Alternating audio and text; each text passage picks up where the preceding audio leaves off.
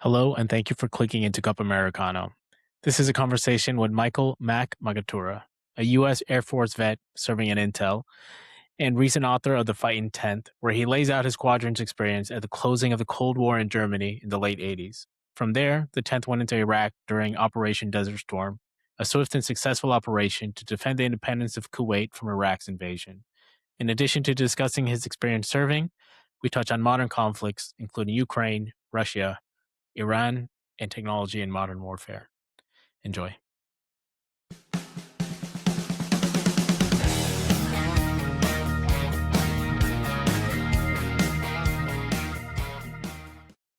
All right, Michael Mac Makatura. Thanks a lot for hopping on. I appreciate you taking the time to do this.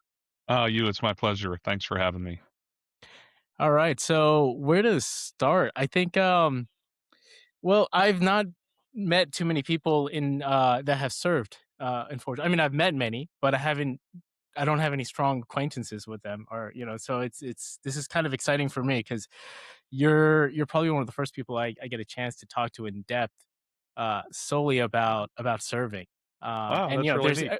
yeah, we you mentioned before there's the big four, and like my ignorance in all this is I had to look up what the big four are. And I know you're in the Air Force, and for me the immediate thought is Top Gun, and we're gonna get into Top Gun for sure. Yeah, yeah. But yeah, can you start just by introducing sort of the big four, a little bit of where you started, and then we'll get into all the details. And I'm really looking forward to this. Sure. Yeah. I think what you're referring to is the four major branches of service: the Army, Navy, Marine Corps, and the Air Force. If there's a fifth, that would be the Coast Guard. Mhm. Sometimes kind of get forgotten. But yeah, in each of those services, there's some overlap in all of them, but each of them have kind of their own specialty and their own value to the overall defense of the United States. And Mhm. as you mentioned, I was fortunate enough to be part of the Air Force back in the day. Yeah. Well, it's I really think a lot of this. So you talked about serving in Han for quite a bit of your tenure there, and we'll spend some time on that. But some of the stuff that I thought was interesting is that to talk about Han is to talk about the Cold War, which is to talk about the USSR, which is to talk about East versus West, which is to talk about Yeah. the Wall, which is to talk about the economic ideologies that drove one side versus the other, and then this traces all the way back to post World War II, and Really that does. traces back to World War One. So a lot of Yeah. this is like a linear history, and like, I do want to get into modern day conflicts, but we're gonna save that for a little bit. But can you describe a little bit of where you were at in the late '80s, how we got to this point in the Cold War, which was the culmination of it, and for 30 years up till that Yeah. point, there's just been this intense tension between the Western democratic capitalist world versus the Eastern strong authoritarian socialist world. Yeah. Yeah, you've asked the question, so I'll be glad to talk about it. Although I don't want to bore you or your listeners at all. So if it starts to get boring, give me the faster and funnier sign, and we'll move deliberately. So We've um, we've we've got time to do it all, and I definitely okay, want to get into the depth. We're not doing a 10 minute or 5 minute CNN sound clip. No, this is real. This is all not. right. Well, I We're not selling appreciate sound that. clips here. I appreciate that.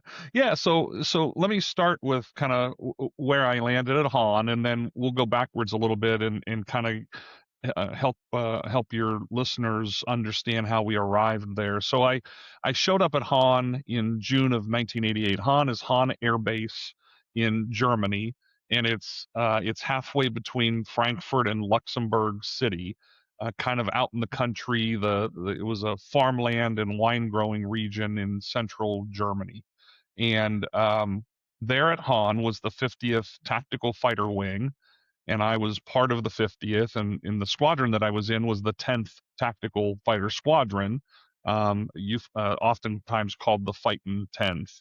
Yeah, there you go. Wow, Yeah, you're we're good. gonna need a map for a lot of Yeah, this. I had to look up quite a few things.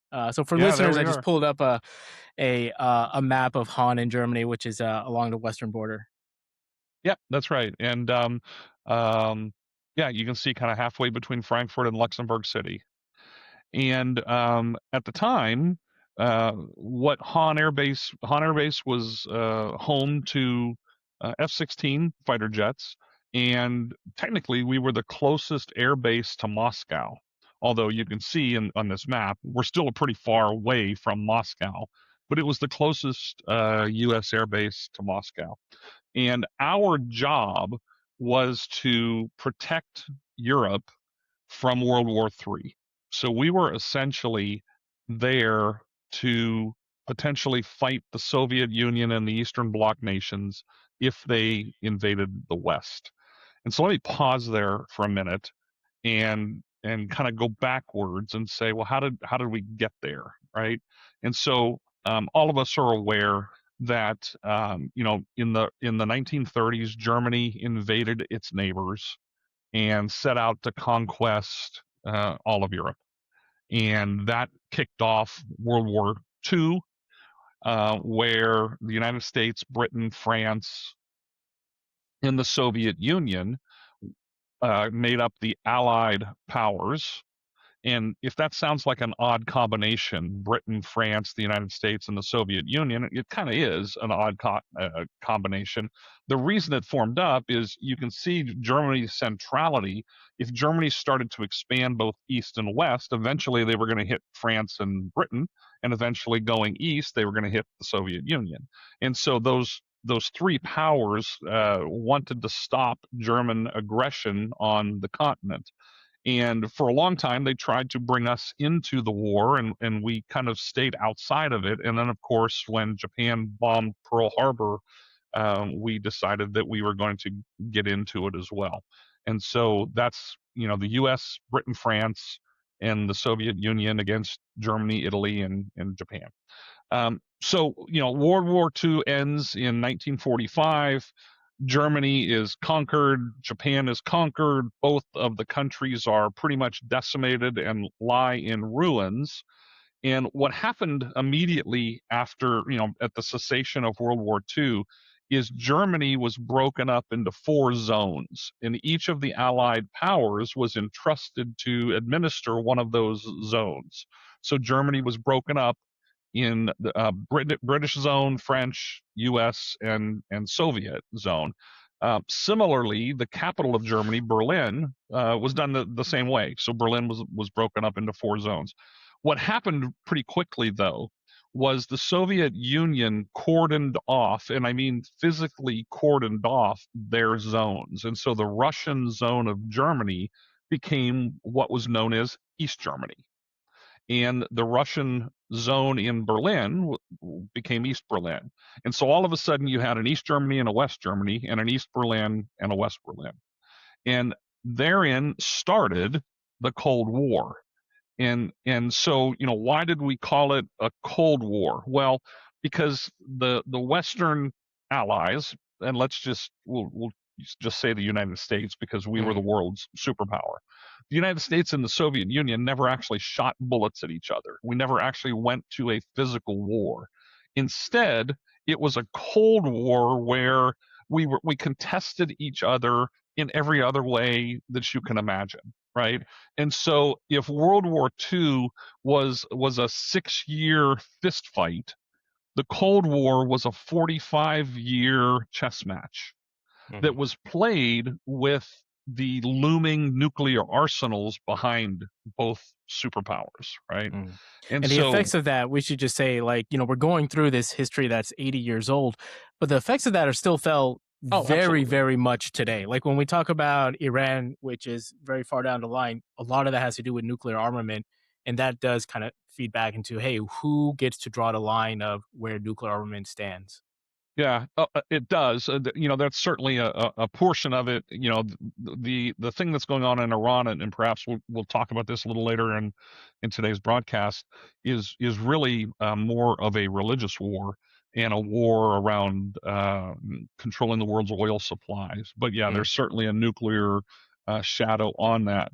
And so yeah, so for 45 years, the United States and the Soviet Union uh, had very serious friction in kind of every way possible, in technology, in Mhm. espionage, certainly in nuclear weapons. One of the things that occurred during the Cold War was both sides built up these massive nuclear arsenals. And I think the reason that they did that was if you had one or two nuclear weapons, it would have been possible for the other side to defend against that in one way, shape, or form. If you each had thousands of nuclear weapons, it was impossible to defend against all of them. And so it set up a scenario that we used to call MAD. And both it was MAD, it was an acronym, but it was also kind of a euphemistic way of saying this is crazy. What are you guys doing, right? Mhm. So MAD stood for Mutual Assured Destruction. And Right. the concept was if either side decided to start a nuclear war with the other, then the other had enough of a nuclear arsenal that they could reciprocate, and basically the two sides would just destroy each other and the planet. And Mm. so it was this very tense nuclear standoff that existed for 45 years. And it was a very real, omnipresent pall that was cast over the world. And as an example, school kids in the United States and I suppose in Russia as well used to go through air raid drills where a siren would sound and the kids would get under their desks and shield their heads, Mm. anticipating a nuclear weapon to come on board. Now, that's really silly because if nuclear weapons had been fired, that desk wasn't going to save anybody. But it was that mindset that we had to take very real precautions and had this kind of stuff looming over our shoulders.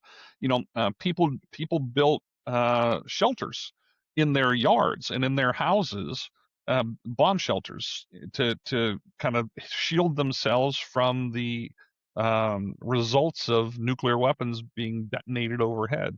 Mhm. So it was really it was a very, very real thing. And it seeped into everything. It seeped into our economics. It seeped into political influence. You Mhm. saw it in arguments at the United Nations. You even saw it in space exploration, right? So Mhm.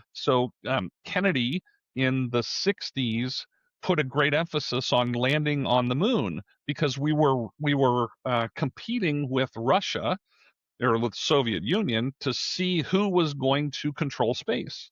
Mhm. And the Soviet Union actually launched the first spaceship called Sputnik, Yeah. but we got to the moon first, right? And you remember Neil Armstrong coming out of the capsule and planting the American flag on the moon, right? And so it seemed like everything that went on was this clash of two superpowers, again, with nuclear weapons looming in the background.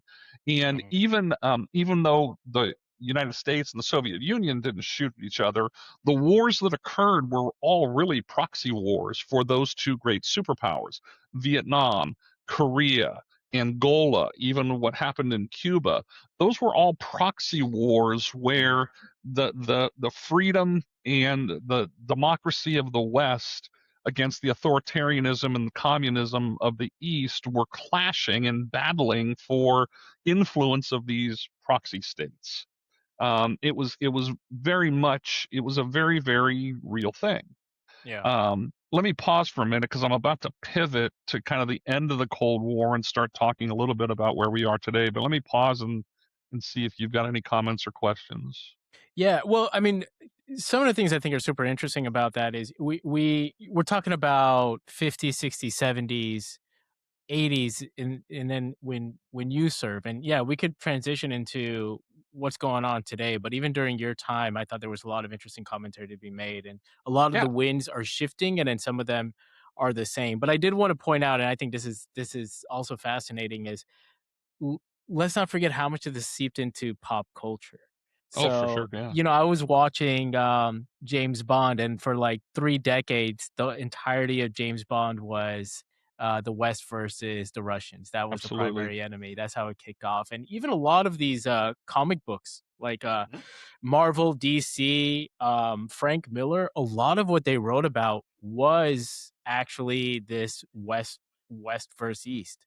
So it was all over the Absolutely. place. I know today, and I still do. I mean, I think this is true today. Is that a lot of things are politically divisive, even though they have really no political bearing. I mean, as an example, I read this article that was the way you prepare your coffee indicates whether you're right or left, and that's that's such a waste of time. But the idea that a lot of these political conflicts resulted in very real conflicts in terms of um, military action. There was also a lot of cultural conflict that this gave rise to. So Yeah, it's certainly. interesting to kind of see how that developed as well.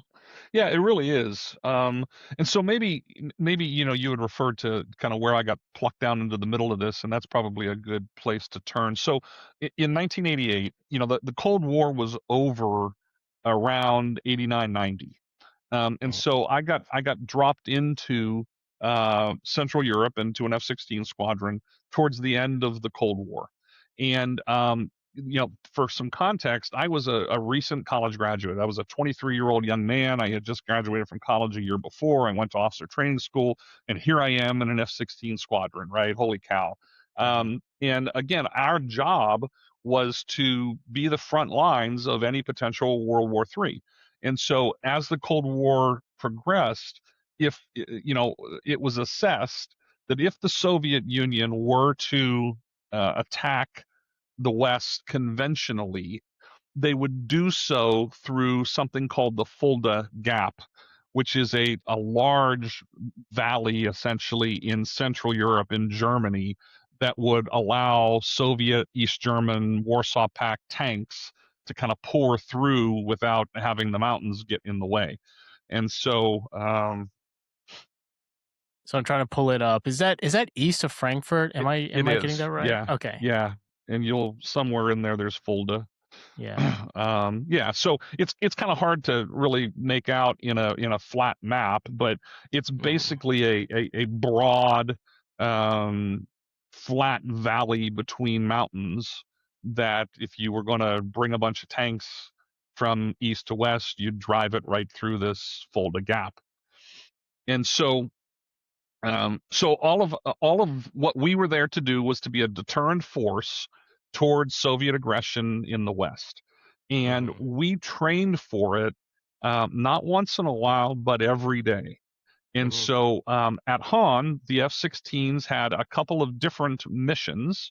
One of which was kind of conventional air to ground. So we were to carry conventional bombs against targets in the east if it came down to that. We also had a nuclear mission, so we were part of the nuclear deterrent.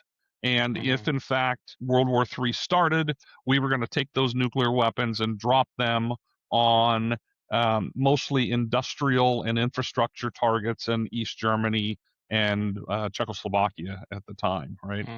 And so we trained let me for ask you this this, all the time. Yeah. just so I get a sense of how your response would be. And I do want to get into a little bit of the culture that you guys were operating under. I thought that was super interesting. But how long would it take to fly one of these? You called them Vipers, which I thought was cool. There's a lot of jargon I learned in your book, which we should mention. You have a book called The Fighting Tenth. But yeah, in it you introduce a lot of jargon. The F-16 is a Viper. One thing that I missed is how long would it take to react? So if you're in Hahn and something happens in the Fulda Gap, how long would it take to get there? How long would it take to react in Czechoslovakia, which is today Czechia and Slovakia, two separate countries? Yeah, exactly. So react. Let me touch on the react. So for many years, U.S. and NATO forces sat on nuclear alert, and what that meant was the jets were fueled, they were armed, and the pilot. You were on alert, which means if the signal were given, you had to be in your aircraft and in the air inside of 15 minutes. And so the jets sat ready to go, the pilots sat ready to go, and literally 24 hours a day, 7 days a week, 365 days a year. Now, how long would it take to get out to the Fulda Gap? Well, just flying straight out there, I think you could probably get out there inside of an hour. And then obviously it took longer to get out to Czechoslovakia, and probably needed some air refueling tankers to get there as well. Now, of course, if we start a war, or if a war starts, It's not a joyride out there, right? Because enemy aircraft are going to be in the air, and you're going to be dodging them and fighting them and defeating them and all of that stuff, right? So it wasn't quite as simple as point your aircraft east and fly for an hour.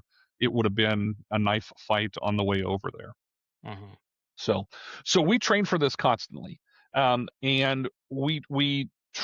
when I say we trained for it and we were inspected, our training was inspected constantly. We were constantly doing NATO tactical evaluations, or local salty nation is what we called them. And what we would do is we would simulate war. So we would simulate that World War III had started, that the Mm-hmm. Soviet Union had attacked Western Europe, and we would fly our jets against other jets in the air. We would simulate bombing missions. We would simulate that our airfield had been hit by Soviet weapons. Sometimes the airfield was hit by nuclear, biological, or chemical weapons, which means we had to don charcoal suits and gas masks and try to prosecute a war in this mission-oriented protective posture. The Mm-hmm. other thing is the building that we flew out, the buildings, because it wasn't just us, but the buildings that we flew out of were hardened operations buildings. So they were big, thick concrete buildings with no windows that had big blast doors on them and filtration systems inside of them. And so you were really kind of locked down in these buildings, and you would kind of prepare your operation, prepare for your flights in these buildings, and then you would scramble out to the jets, take off, and go fly your mission and prosecute the war. And Mm-hmm. we did this all the time. It was an omnipresent way of life. You were either in an exercise getting evaluated, or you were preparing for the next exercise. So it was taken very, very seriously. Yeah, that's the sense I got as well from the book. Like, you guys are constantly on high alert, and then you go through some ways of easing the tension and keeping your wits that, about you. And that we did. there's a lot of good stuff on that. Thanks. But the extreme version of this on alert is what you call the TAC eval. And I reading through that, I was thinking, I remember studying for exams as a student, and that's one thing where you've got a certain amount of tension that you're fighting through and preparation. But when you go through a TAC eval, that's you're taking this to the level of, listen, we're in this, and there's no room for True. error. And I did mention that I want to get into the culture, and part of the culture is, how do you keep yourselves so strictly on point without driving anyone insane, and having that balance that was driven. I thought that was remarkable, and I think that speaks a lot to American Air Force and military in general.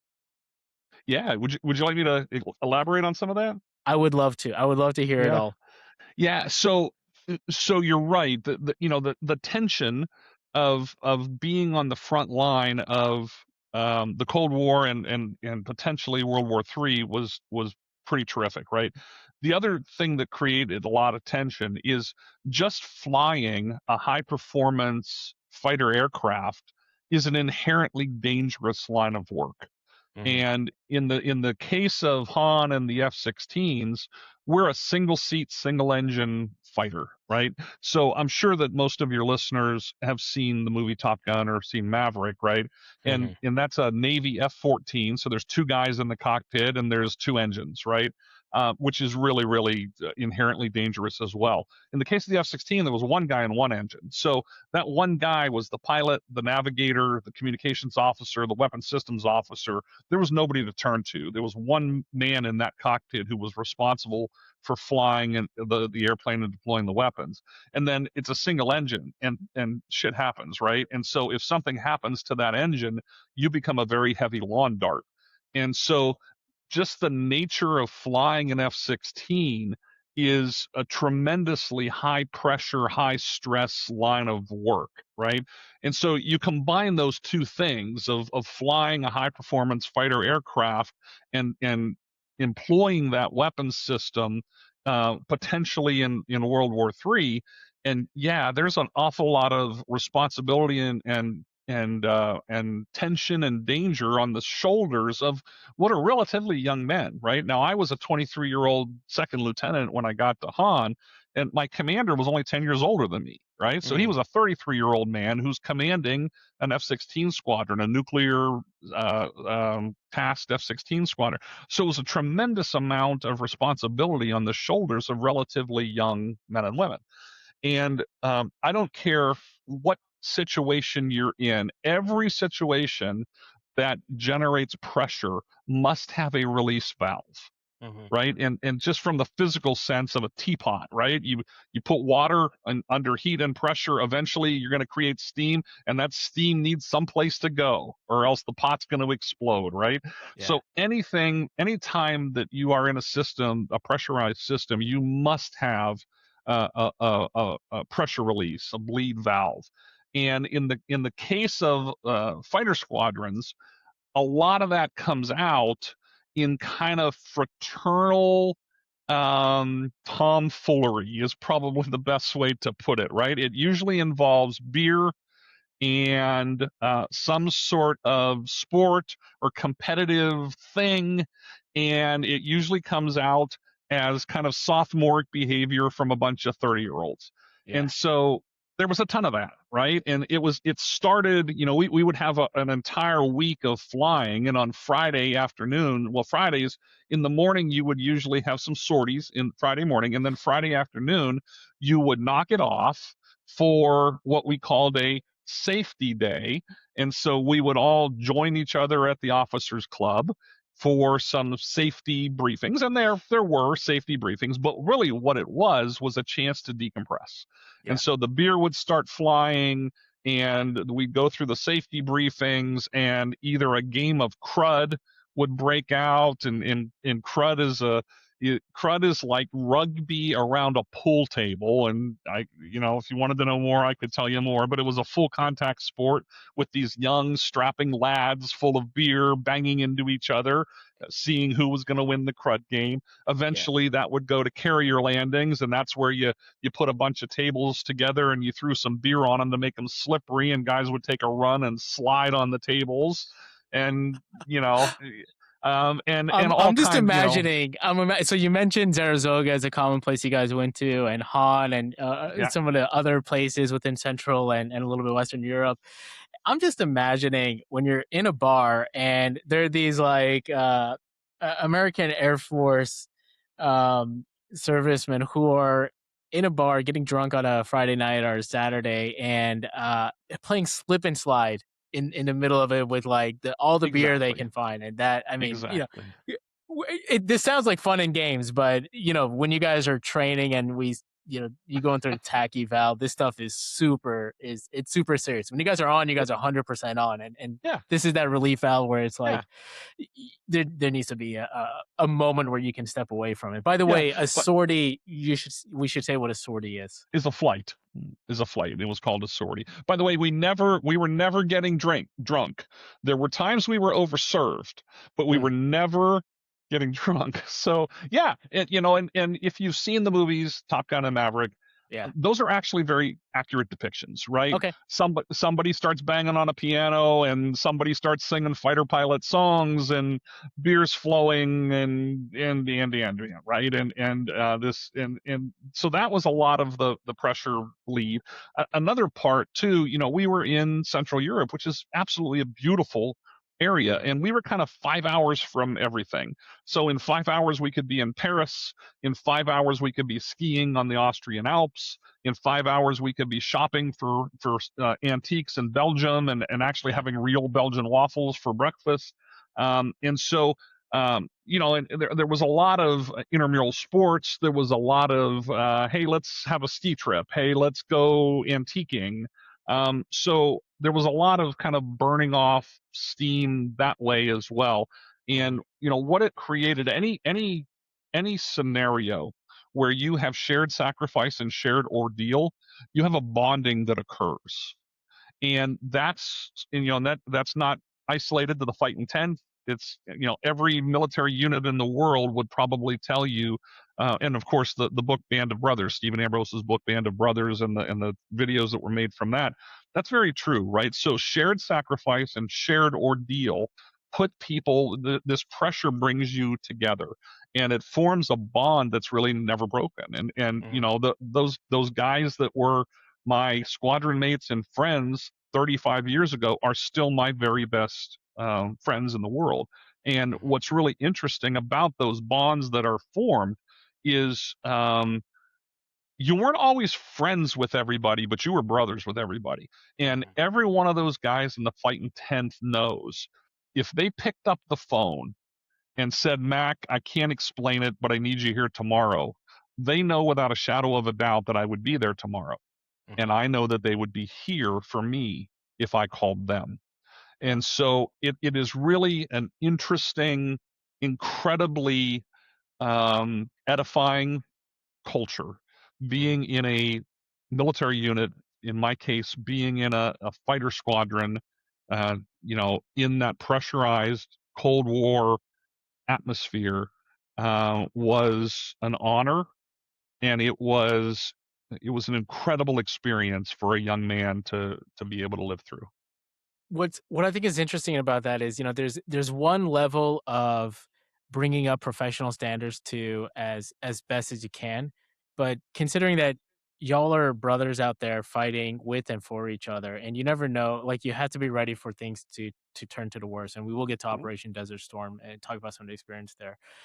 But it's a blending of not just professional eliteness, it's also a personal relationship that you have to develop with the people that you're serving with, and that's a part of it. And I think that's what makes this a sort of non-optional in terms of building that community together. And alongside just serving with your team and your group, you do mention that a lot of people did come out with families, and you do talk about the spousal support and even the infrastructure for kids, for those who have kids. And I thought that was interesting because of how important that is, and how much effort is taken to make sure that the family is taken care of, and they're kind of welcomed as much as they can into that, Absolutely. into that core group of people who are going to be putting themselves in danger. Absolutely, no question about it, and I'm so glad you brought them up, because a word about them. We talk about when it comes to, it's July 4th or Veterans Day or something like that, and we talk about the sacrifices that military members make. Normally, what people are thinking about are the really dire circumstances where someone has given the last full measure of devotion to their country, and they've given their lives, right? And that's a dire sacrifice. Yeah. What's often missed are the everyday sacrifices, and what's often missed are the sacrifices of the families too. And so, a moment ago I was talking about the inherent danger in flying an F-16. Well, think about it from the wives and the children's perspective. Yeah. For us now, I've been a civilian now for 30 years, right? And so in my civilian life, when I go to work on Monday morning, my wife and children have about a 99.9% certainty that I'm coming home for dinner. When you fly an F-16 or when you fly a fighter jet, that's not the case, Yeah. because even in peacetime, it's an inherently dangerous way of life, right? And then so the wives and the children of fighter pilots are not sure that dad's coming home for dinner every day of their lives, right? That's a lot to hold. Yeah. And then the military, with the military you deploy a bunch. And at Hahn, in central Germany during the winter, the weather gets pretty bad, and it gets so bad that it was possible for our pilots to lose their flying currency, so they wouldn't be up to speed or have enough flights during a month to be current in the jet, right? And so what we would do, and that lasted for 6 months at a time. So for the 6 months of winter, we would deploy the squadrons to Turkey or Spain or something, right? And so when we deployed, we would fly constantly. So we would make up all the flight hours that we missed in the bad weather of Germany. Well, again, think about this. You're talking about, let's call him a 30-year-old fighter pilot who's married to his 30-year-old wife, and they've got 2 kids under 4. And all of a sudden, dad's like, all right, see ya, honey. I'm going to Spain for a month. You got this. Right. Yeah. And so mom is in a foreign country. All of a sudden, she's got to be mom and dad to 2 small kids. Every night, she's not sure if her husband lived through what he was doing today. And then the car breaks down and something happens to the heater at the house and blah, blah, blah. And so it's the everyday sacrifices that these women shouldered and their children shouldered that sometimes gets missed when we talk about the sacrifices of our military. Yeah. And what I thought was really, so first of all, yeah, I mean that sort of appreciation and thought, I don't think they definitely deserve a lot more than I think we're naturally inclined to give. When we think about the folks who have dedicated such a large portion of their life, or maybe even given their life for the military and the country. One thing I did like to see, though, is that they were welcomed with open arms, Oh, absolutely. as much as they could. So you guys will go out like on boys outings for sure, but for a lot of the outings, the family was either encouraged to tag along, or there were like carved out times to say, "Hey, look, this is family," especially for the ones who have a family. This is family day. We're going to go out and do our thing. No question about it. I talked about the gatherings on Fridays at the officers club for safety meetings, and then, crud and all of that stuff. What always happened at the end of that was somebody would say, hey, let's go to Tony's for dinner. Mm-hmm. And all of the wives, 10 guys would gather up their 10 wives, and we'd head out to Tony's Italian restaurant. And so, the night always ended with the family.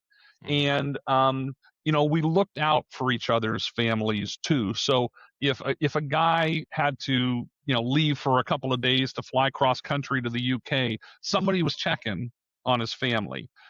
When the guys ultimately ended up deploying to Desert Storm, there were guys left back at Hahn who made sure to go wrestle with the kids, or take them ice cream, or mow the lawn, or walk the dog, or whatever. So without question, it is not just the military member in the squadron who is bonded. It is the entire ecosystem. We are in this together. We have shared sacrifice and shared ordeal, and that builds a family that's incredibly strong. Did anyone call you Uncle Mac in those days? Did you play around with any of the youngins and toss them up in the air, and they're like, "Oh, Uncle Mac is going to be taking care of us today"?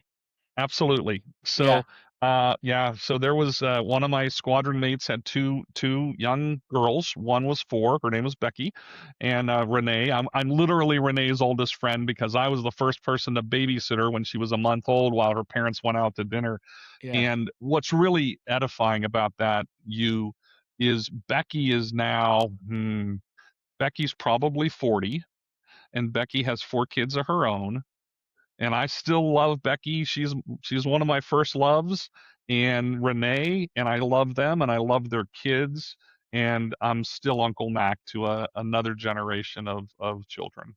That's awesome. That's awesome. It is. That's like it's an additional, lineage where you're going to be that close to that family. Her dad and her family. That's an awesome that's an awesome outgrowth of this experience.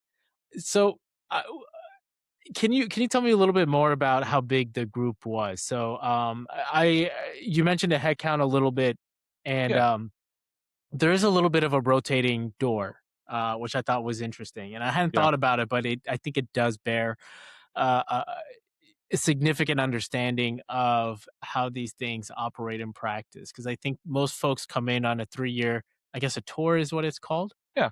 3-year tour, a 3-year tour assignment or something. Assignment, and they don't overlap, right? So you have people kind of coming and going throughout, and you're still able to generate such a strong relationship with the people that you were there with.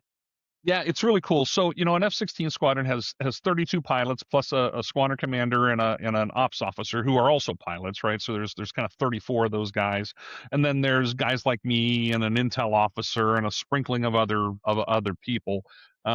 And you're right. Those people, you're always rotating assignments, and so you turn over about a third of the squadron every year. So 12, about, let's call it a dozen folks every year rotate out, and a new dozen come in. And what's really interesting is, as you progress in your career, and it's your third assignment, your fourth assignment, your fifth assignment, the guys coming in you knew from your last assignment 2 assignments ago. And so there's this massive overlap of people, and you never really say goodbye to anybody. It's kind of just like, all right, I'll see you later, and you do, right? And so it's a really interesting mix of folks. And when we get together now, so I had lunch 2 weeks ago with Lunar and Ragnar, and we get together, and we always have to remind each other, hey, when did you get to Hahn? Yeah, that's right, you were there before me, but then you left halfway through and then when did you? Oh yeah. And then inevitably that starts with, well, were you there when Doodle was the commander? Yeah, okay, but you didn't, Lunar, you didn't know Doodle, but Ragman did.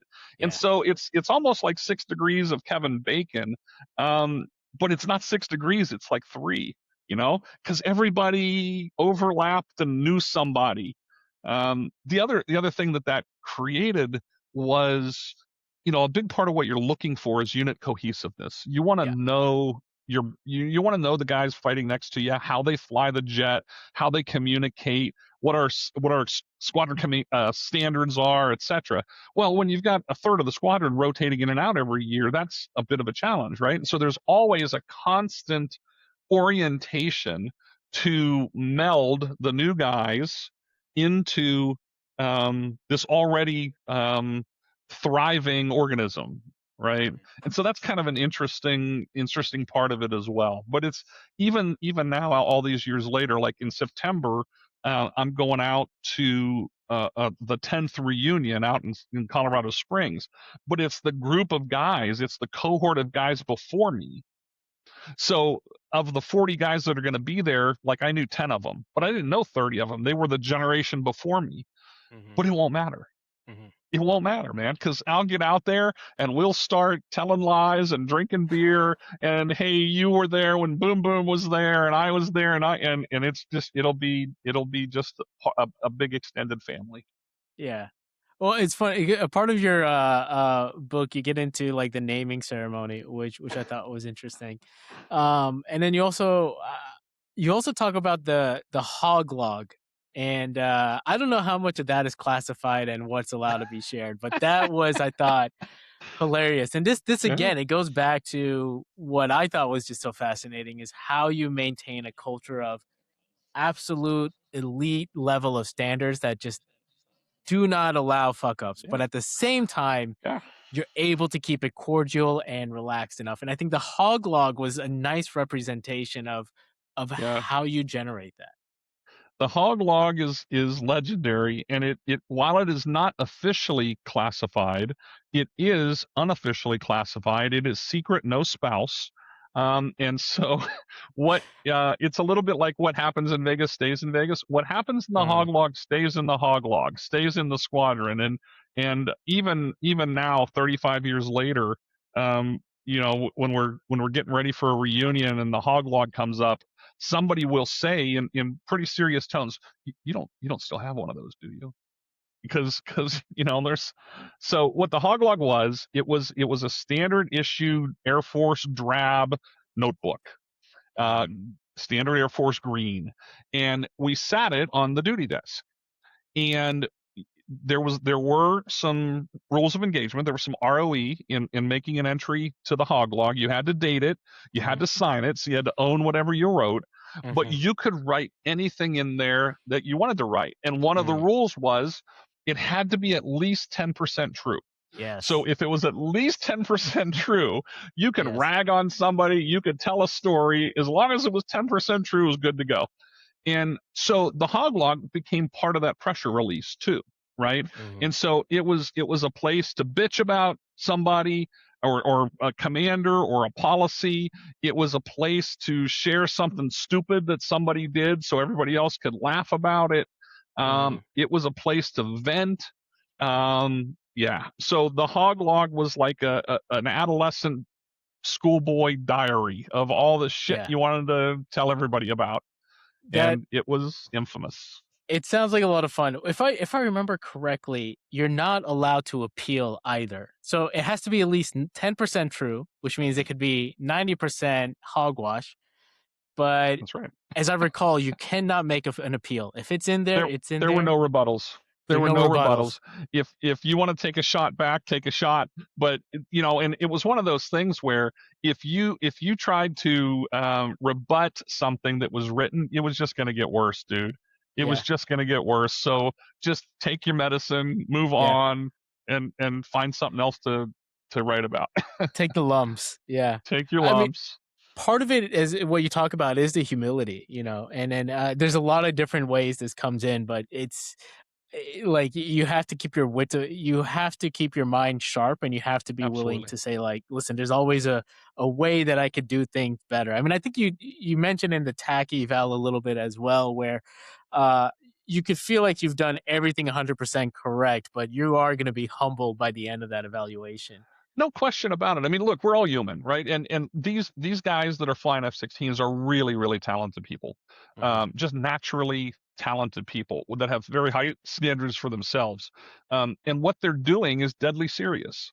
Yeah. One screw up, you're flying the jet at 1,000 feet a second. If you're 1,000 feet in the air and you sneeze and push down the wrong way, you're dead. Right. And shit does happen. Right. And so there is no margin for error. It's a deadly serious business. And because there's no margin for error, excellence was the standard. It was expected. That's what was expected every day. Because if you weren't excellent, there was a chance you were going to kill yourself and somebody else around you. And so, yeah, and that was just part of the fighter pilot ethos. Yeah, and so the hog log sounds like it was making that in a fun way, but there was something else that I recall, and this might have been during the safety review if I got it right, but I thought it was interesting that if you were to make a mistake, so let's say I can't remember if exactly what the example was, but let's say you made a scheduling error, or let's say the maintenance was just there was a check that was forgot to be made, whatever it is. It could be something minor, and hopefully it is something minor, but that gets called out in public in front of the rest of your team. And I thought that was interesting because when you do that, what you're saying is that you're you're reinforcing excellence partially through public shame. And I thought that's interesting. But at the same time, you are serving each other. Yeah. So like if you mess up, you end up being sort of the weakest link. So even if you're not holding up your own standards, you got to hold up the standards of the people that you're serving with. And that is ultimately the most important thing. One thing that I'll correct a little bit, it wasn't public shame because it was never malicious and it was never set out to embarrass anybody. What it was public accountability, right? And so, hey, look, we're human beings and we're going to make mistakes. We just can't make them again because somebody's going to die. And so if a mistake gets made, you just own it. Hey, man, you did this and you can't do that. Right. And we're supposed to do it this way. And you've got to, and these are highly talented guys with really big egos. But you got to own it. You got to say, yeah, you're right. You're right. I messed that one up. Right. And actually that became part of the radical candor as well, is you actually didn't wait for somebody else to call you out. You called yourself out. Hey, man, I messed that up. Right. And your buddies would say, yes, you did. Don't do that again. Let's talk about it. Right. And it's that kind of public accountability to yourself and to each other that allowed excellence to flourish. Yeah. Cool. So I want to get a little bit more back into sort of, we started off by getting into the history and the geopolitics. And I want to come back to that a little bit. So now we are. You don't know this at the time, but you're near the end of the Cold War. right? Like Right. you have no idea how long this is going to go on for. You just know it's been happening for 30, 40 years. I mean, it seems endless. I'm sure that was the sentiment. You mentioned this the thing with Gaddafi and Libya. There was a citizen bombing in West Berlin. So the whole time, I think you you know something is going to happen. You don't know when. You don't know why. You just know that you need to prepare. You and everybody else needs to be prepared to fly out wherever in Europe that may be, or even beyond the That's borders right. of Europe. Yeah, that's right. And what you're referring to, Libya, Muammar Gaddafi in Libya bombed a disco in West Berlin called the Labelle Discotheque. And when they did that, I can't remember the numbers now, but like 229 people died. A couple of them were Americans, and I think 70 Americans were injured. And in retaliation for that, we went and bombed Libya. And when I say we went, it was our squadron, the Fightin Tenth, that was actually assigned to bomb Libya. The mission was called El Dorado Canyon. It turns out that France would not give us overflight rights, so we couldn't get to Libya. So they retasked F-111s out of RAF Lakenheath in England, who flew kind of around the Iberian Peninsula and through the Straits of Gibraltar to go attack Libya. In retaliation for us bombing them, they blew up an airliner over Lockerbie, Scotland, et cetera, et cetera. So it was this kind of tit for tat, jab and stick and move thing that was happening. The thing that was different was starting in about 1985. So again, earlier I had mentioned that the Cold War was kind of over in like 90. So in 85, three world leaders started to put a lot of pressure on the Soviet Union. It was Ronald Reagan, Margaret Thatcher, and Pope John Paul. And those three world leaders were talking about how man yearned to be free, and that freedom and liberty and democracy were the way that the world wanted to live, and that that the communist and the totalitarian states of the East, people were were trying their best to get out of those places, and they were putting a lot of pressure on the Soviet Union. And then what happened was, the Soviet premier was a guy named Mikhail Gorbachev, and he was very different than all of the Soviet Politburo and premiers up to that point. And I don't know why he was different. I don't know what caused that. I've never written a biography about him. I should. But he was not such a hardliner.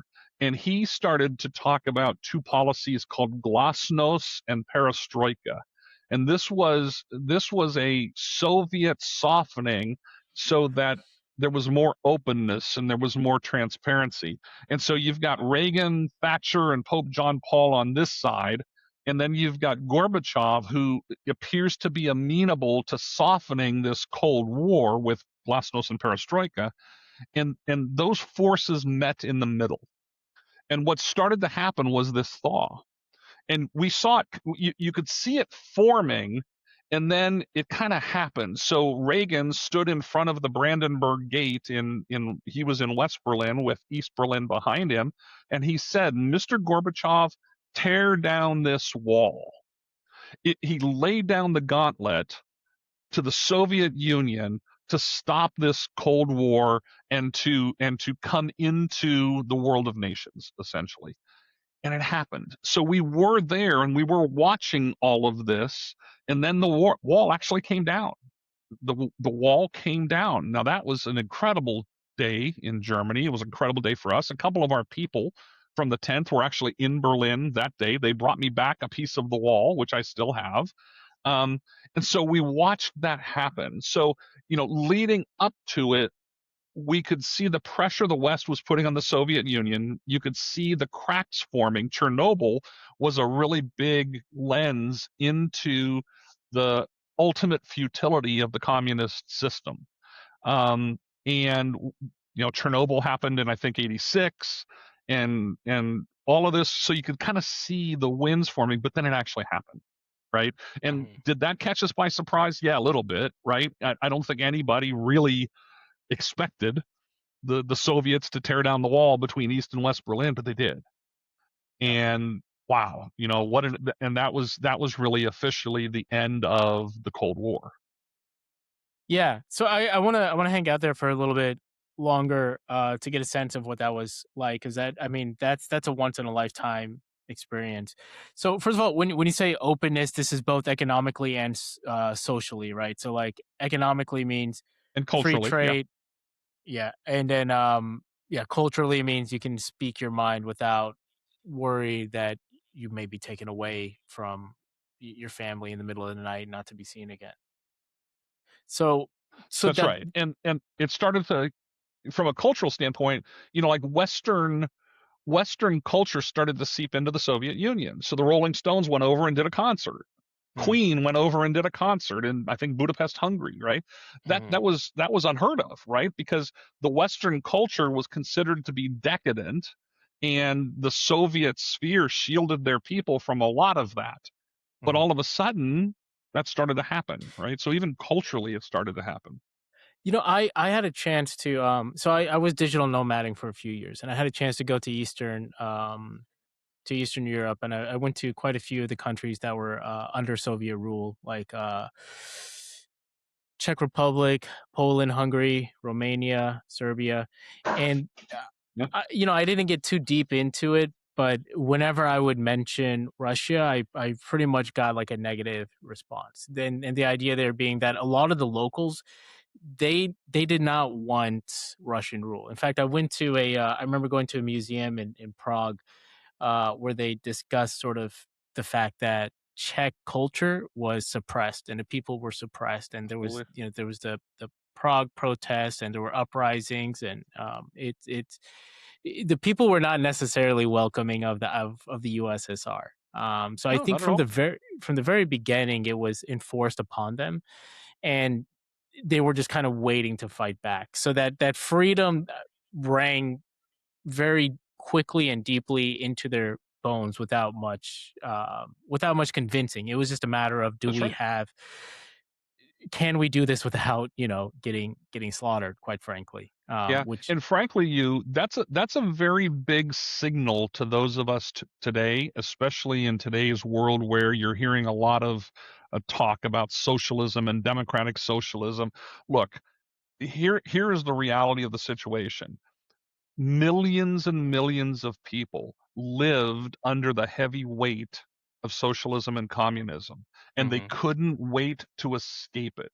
And the moment that the wall came down, those people ran to freedom. And yeah. that should be a lesson to us today.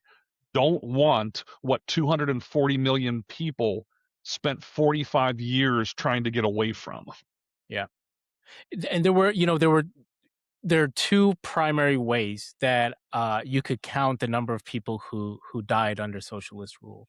One is through authoritarianism, because at the end of the day, if you have a centrally planned government, a centrally planned economy, then you have central planners, and those central planners are going to be a very, very, very small number of people who are not meritocratically able to make those centrally planned decisions because they don't know anything about business, technology, innovation, and economics. The only thing they know Yeah, is how to rule over others through some sort of force. So that's one. The other one, and this is equally important, is feeding people. The number of people who have died under Soviet rule, or not just Soviet rule, but communist or socialist rule, because folks were not allowed to grow food in a way that they can do it most efficiently, led to food shortages, which has led to tens of millions, if not 100 million people to die over the last a absolutely. century. And two Look, big ones the are history is very clear. Ukraine and China.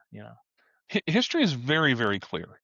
And you either have to ignore, you have to be ignorant of the history or willfully write it off to think that socialism and communism is a desirable way to live. History is replete Yeah. with evidence, some of which I've seen firsthand, that it is, the best, when I'm thinking about you um who is best situated to make decisions for you, Karimi?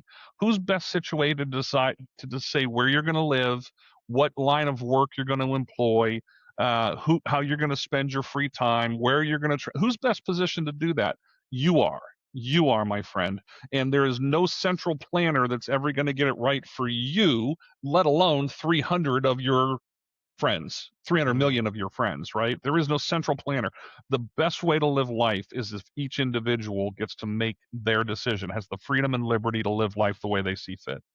I couldn't agree more, and we have founding documents of this entire country built on that principle, and we need to stick to that. I couldn't agree more about that. In fact, I did this thought experiment where I considered the people who are closest to me, like close friends or close family members, and if I just single out one very close friend or I single out one family member, and I think, I know I grew up with this person. I've known this person for the entirety of my life, and if you were to say, "Hey, I'm in charge of deciding what they're going to do for the rest of their life." If I have to decide what if they're going to read a book at 1 p.m. or not, or if they're going to take a nap, or if they're going to exercise, or if they're going to have a snack, and I have to plan the entire 24 hours of their day, and I have to plan all 7 days of their week, and I have to plan all weeks in the year just for this year, I would A, be overwhelmed, and B, making not the right decision for them.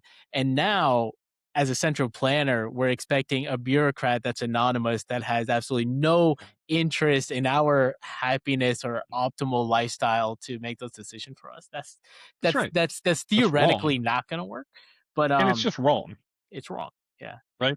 I mean, Do my you mean wife like and I morally? are You mean morally wrong? it's morally wrong. Yeah. You know, my wife and I are parents to 5 children, Mhm. and those our baby is on that picture behind me now. She's 23 years old, right? And so those 5 children are now adults. And I'll tell you, and I think your parents would probably say the same thing. They don't always do what I want them to do. They don't always make the decisions that I would recommend that they make. They don't always live the lifestyle that I think that they should live. But what my wife and I say all the time is we gave these kids life so they could live it. And when they were 5 and 10 and 15, it was our responsibility to direct their lives in the right path, in the right direction. But when they become adults, we turn their lives back over to them, and we say, look, we've raised you up in the ways that you should be raised up, and we hope that you stick to it, but ultimately we gave you life to live it, and go live it, right? And that, as a parent, is, I think, morally correct, and I think that is morally correct for each individual on the planet.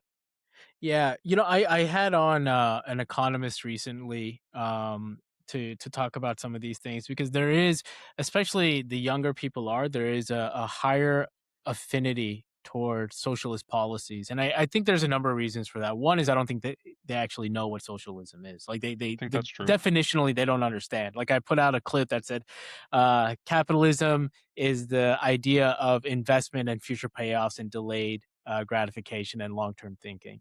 And there was a comment that said something, it was the weirdest comment. It was like, capitalism is when you go to Africa and you steal all their goods. And I'm like, this is the weirdest, like, comeback. But I think there has been this sort of misunderstanding of capitalism, where a lot of cases where we see socialist policies entering into our current world is mistakenly attributed towards capitalism.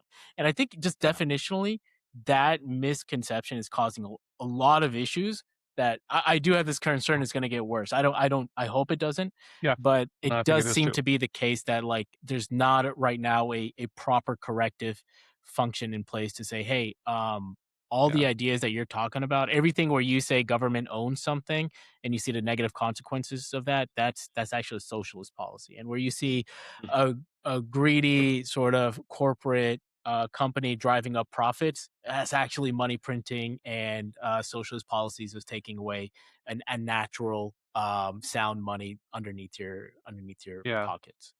Yeah, we're in a very interesting place, and you talk about why are people leaning towards socialism. I think a lot of it is a lack of understanding. I think a lot of it too is capitalism can get bastardized in a way that is unfair to many people as well, and I think a lot of people are finding themselves behind the 8 ball and want to blame it on something else, and sometimes that blame is well placed, right? So I don't care what system you're in, you can always make it better. You can always fine tune it. You can always right wrongs that are having deleterious effects on the whole. And then I'll tell you another part of it, and this is the part that I think we really have to pay attention to. We have very real enemies who want to take down this country. And a lot of those enemies are inside our own walls right now. And we shouldn't ignore that. We are under attack, my friend. And we need to recognize that there are people who want to tear us down, and we need to fight to preserve the ideals, the great experiment that America is.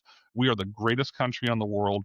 We have, and we're not perfect, but we have done the most good for this planet than any other society in the history of the world, and we need to embrace that. We need to defend that. We need to perpetuate it. We need to perfect it. We need to make it better.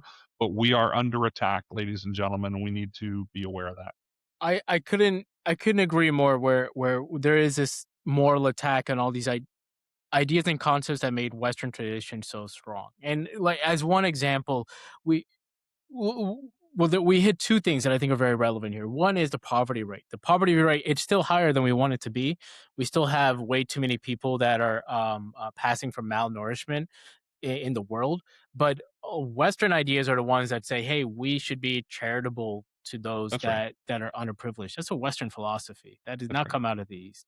And not just that, but poverty levels are, especially in the U.S., they're like obesity rates pass malnourishment rates by orders of magnitude. I think it's like 50 to 1, maybe it's 10 to 1, but it's at least an order of magnitude in the disparity over there, which tells you that we're directionally in a very different place than we used to be. Starvation is a very uncommon thing, fortunately.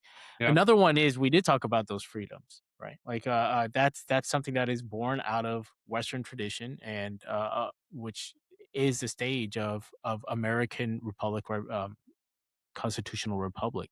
You did Absolutely. mention, and I do want to hear a lot more about your thoughts on this, which is um, demoralization of the West and those attacks and how you see it being carried out, because it's not like I don't think the primary destabilizing force against American ideals is I don't believe that's militarily being executed these days. And there's this guy Yuri Bezmenov who about 20 or 30 years ago gave this interview where he talks about the ideological subversion of Western school of thought, and Mm-hmm. he actually does touch a lot on university systems, Mm-hmm. which is where we see a lot of these misunderstood and redefined versions of capitalism, socialism, and freedom. Mm-hmm. Yeah, I agree with that. I mean, I will tell you, I have opinions along those lines.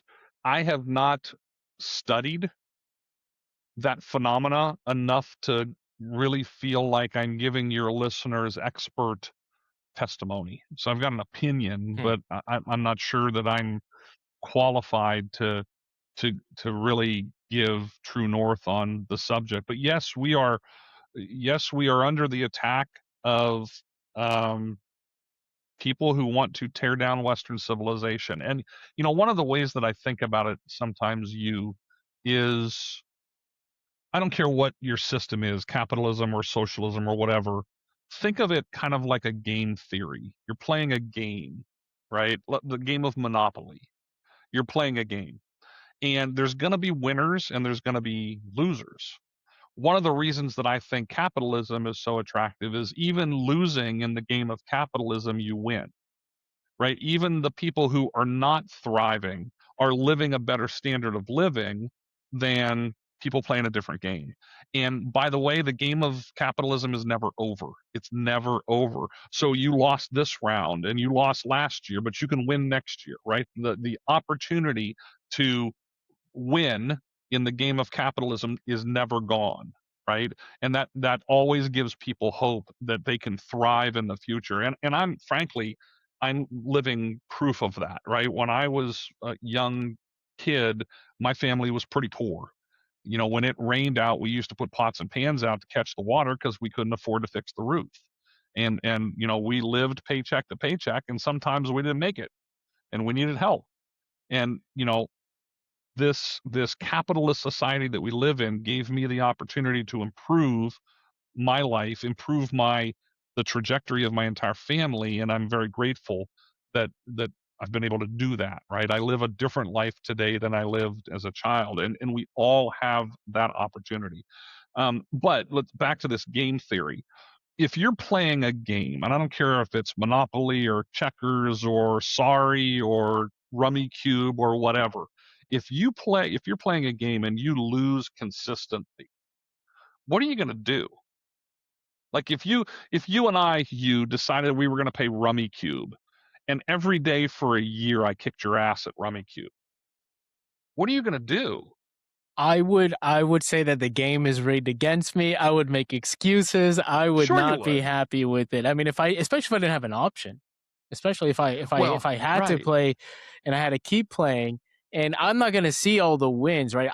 If I feel like I'm losing all the time. And as a quick example of like what you were saying, where all boats rise, even if you're losing, is like the simple example is like a TV or a fridge. I mean, those things are standard now, but those are standard because we went through this innovative That's right. period of capitalism, which forced fridges to come down to a reasonable cost. Where now, That's right. if you have to replace it, it's expensive, but odds But are you you do live it. in a house with one. You've Yeah. got one. Yeah. Yeah. I mean, you're right. If we're playing this Rummy Cube example, you got a couple options. You can get better, right? And by the way, that takes hard work, right? Because you're going to have to work really hard to get better at me than Rummy Cube. Or you can play the victim and say, well, the game is rigged and you're cheating and I want to change the rules. Or ultimately, you can try to play a different game. You can say, I don't want to play Rummy Cube anymore. I want to play Kerplunk, right? And is Kerplunk still a game? I want to play Catan. I want to whatever game it is that you guys are playing these days. And so that's what you're seeing, right? You're seeing a lot of people who said, shit, this capitalism stuff's really hard. I have to wake up early and I have to work hard and I can't get high and I have to take this seriously and I actually have to produce something that's valuable to society. Oh man, that sounds hard. I think what I'll do is just bitch about it. And I'll just say that it's rigged against me. And ultimately, I want to play a different game. I want to play the socialism game because that sounds like it's going to be way better for me. And that's kind of what's happening, right? And what we can't lose sight of is capitalism I think Margaret Thatcher said one time, or it was either Churchill or Thatcher, who said capitalism is the worst system there is except for all the others. Right? And we have to understand, just look at the facts. The world thrives in Western democracies that practice capitalism, and the world withers and dies under communism and socialism. Which one do you want to be part of? Yeah. So you, man, so, I was tracing back your story as you have in the book, and we're getting to the 1989 Berlin Wall falling, and we're still seeing the same effects of it today, though, right? So the direction that everyone fled was from west to east. That's right. Or sorry, east to west. East to west. East to west. They went from Nobody communism. went the other way. Right. And you shared a sentiment that I thought was super interesting, where the local populace had mixed feelings about it. Everybody was happy, first of all, for the East. Everybody in the West was happy for the East, which is to say, hey, you've just been separated by family. Your family's been living under communist rule. Now they're no longer living under communist rule. I mean, they have to rebuild, but they're happy for them. What they were not happy for was, hey, if all of you guys come across to the West, we need to figure out how to support you guys to get you going again. That's right. Whereas our preference is for you guys to rebuild on the East. That's right. I think we're seeing something very similar today, by the way, where I think so. One of the things that really bothered me, and this is why I insist on putting up the American flag here, is I hear this sentiment where there is anti-American sentiment within America.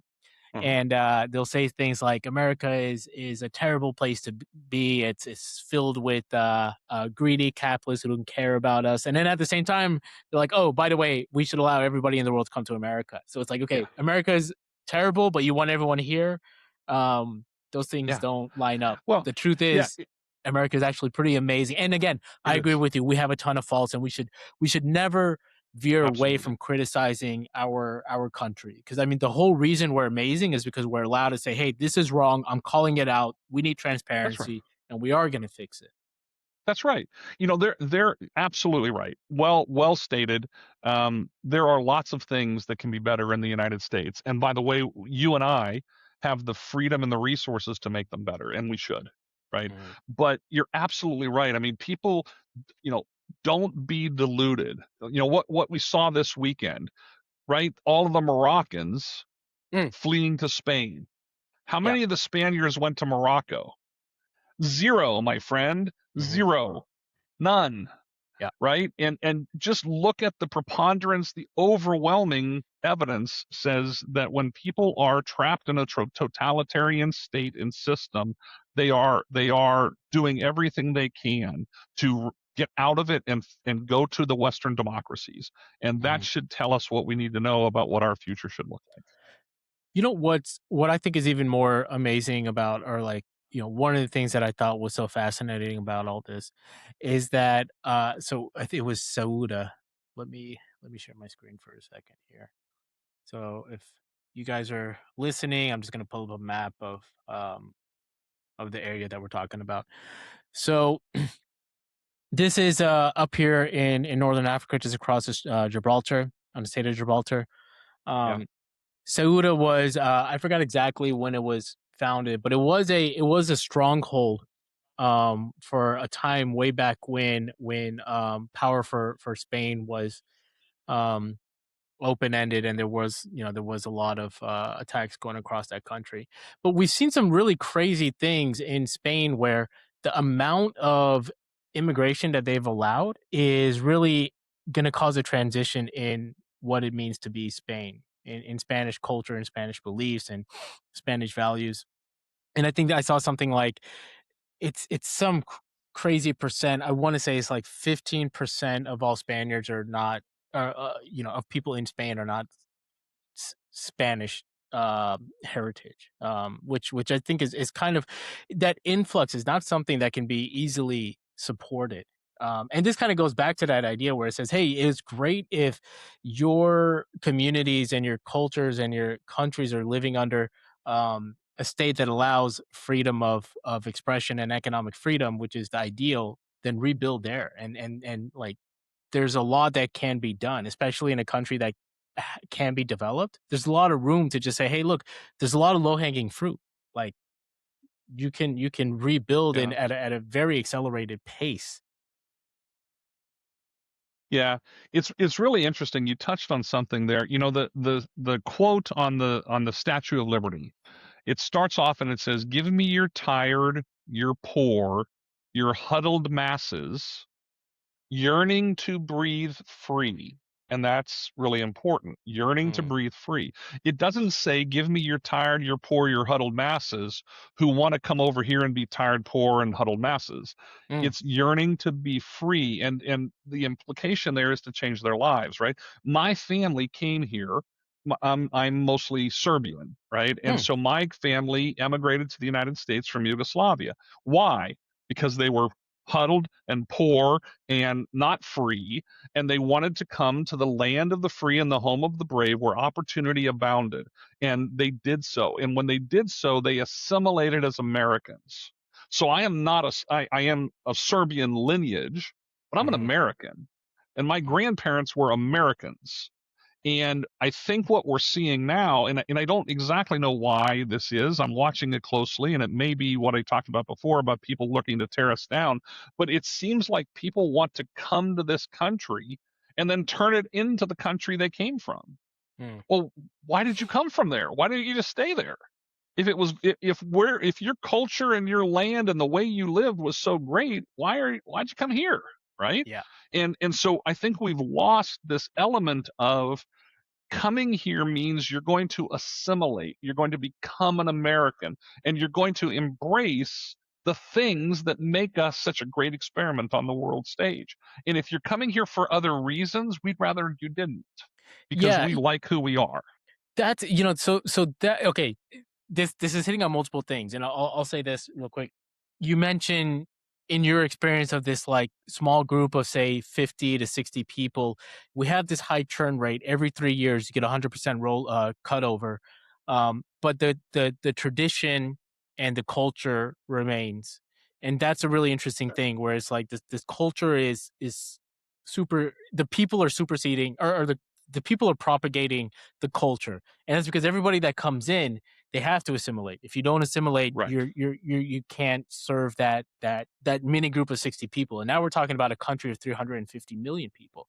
And That's it right. was true that in the 1900s, I think, especially, I really think, I don't know when this thing actually transitioned, but for a lot of the 1900s, when I read about the Poles coming in, the Irish coming in, um, I don't know when the Germans came in, but like Italians coming in, a lot of them came in with this idea that, hey, we're going to be American now. Like, people are trying to speak with an American accent. They're like, they're trying to follow American pop culture. It was a very, the assimilation was very natural, and people were very proud of it.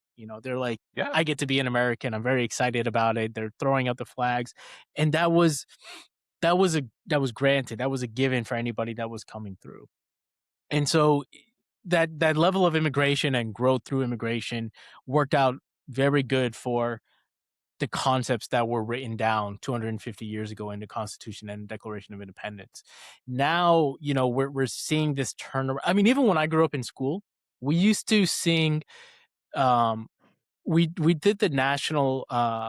We did the Pledge of Allegiance every day, every morning, and I think on Fridays we sang the um, the national anthem. So, and that was a recurring thing. It was very natural, and we're very proud of that.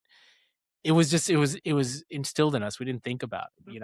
I don't think they do that anymore. I don't believe that the Pledge of Allegiance is spoken, but there's also a lot of anti-American sentiment that is Right. coming out in a public education system, which is crazy, which is wild. But then we're all, It I is. mean, like, that's going to work against assimilation, right? Anybody comes here and Sure then, is.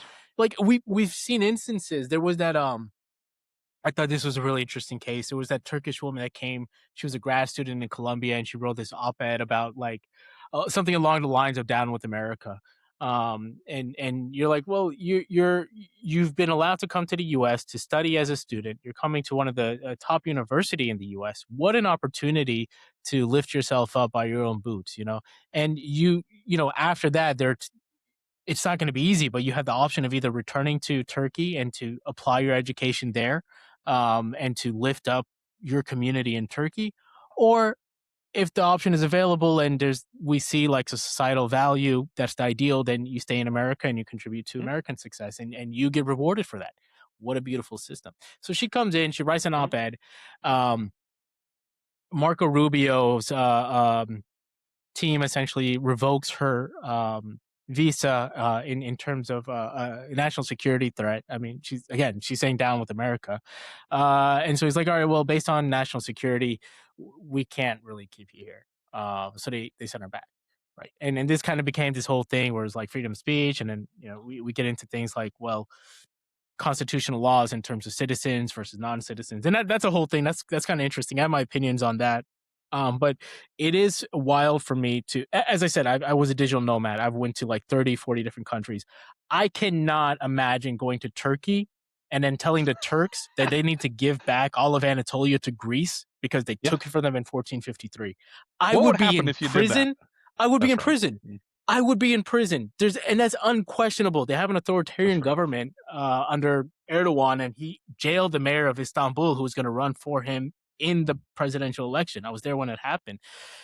If I had gone to the American embassy and I said, we need to demand Turkey give back the majority of their land to the Greeks or to the Italians because of the Roman heritage, I would be in prison, and no Turk would give two shits about me. That's right. That's And insane. so let's, you're exactly right. And so let's not lose sight of the fact that that young Turkish person who spoke out against the country, what a country we live in that she could do that without Yep. losing her life or without ending up in prison. Now, did we expel her? Yeah, because we're not under any moral compunction to let you stand here and undermine us, right? But you could say it. We just sent you back to where you came from. But what a great country we live in. Yeah. Yeah, it's Like on the flip side, unbelievable. imagine I went to Palestine and I said we should give this land to Israel. I would not be in prison. I would be dead. Dead. I would be dead. And there's this I think freedom of expression is a beautiful thing. We should not put any restrictions on it. But I think it's a lot of people just don't even realize what it is. It really is like water. It's like fish in water. A fish does not know what water is, in the same way that people who are That's right. speaking out against freedom of expression don't understand what they're speaking out against. Yeah. One of the things that I love about your story, Hugh, is as a relatively young man, you've experienced 40 plus countries. You have a perspective that most Americans do not have. And so your voice is really important in this day and age. And I would encourage others. You're right. A fish doesn't know it's wet, right? So go see some of the rest of the world, and then come back and tell us what you think, because you're in for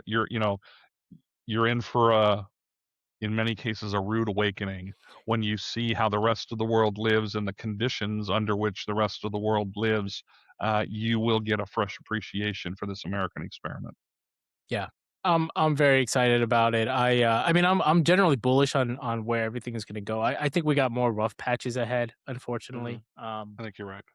One thing one of the things I'm a strong believer in is state rights, because we get this opportunity to see experiments conducted in real time, and we have an opportunity to react to them. So a great example of this is the way New York and California are both dealing with everything from housing and taxes, to like crime, and then states like Florida and Texas. I'm in Texas. I was deciding where to go, but we saw, especially during and after COVID, this large statewide immigration from folks leaving New York and California to go to Texas and Florida and Arizona, where cost of living is a lot cheaper. There's housing is I won't say it's abundant, but there's a lot more, so the cost of housing is cheaper.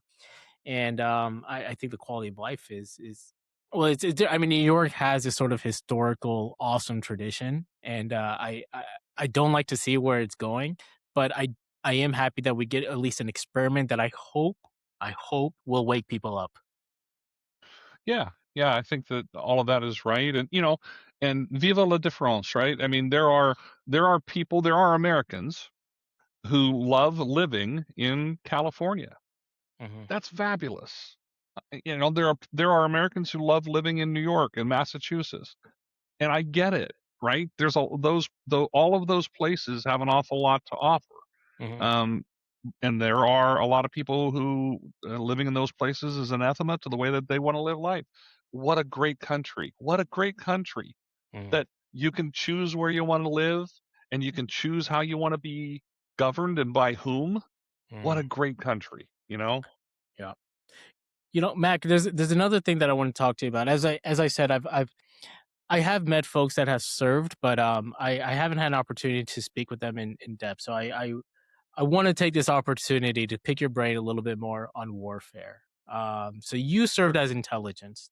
I Mhm. think it would help if you explain a little bit of what you did, and then we could move into where you see modern warfare going, especially with technological innovations like AI, drones, other Air Force innovations that we've seen. I mean, those things are still being iterated upon and Yeah. improving day by day.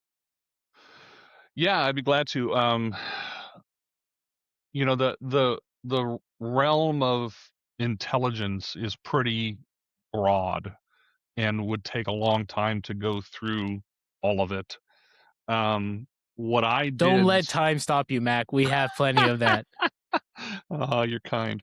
What I did two kind of specific disciplines inside of intelligence. So I served with the U2 program that was monitoring the ceasefire after Desert Storm.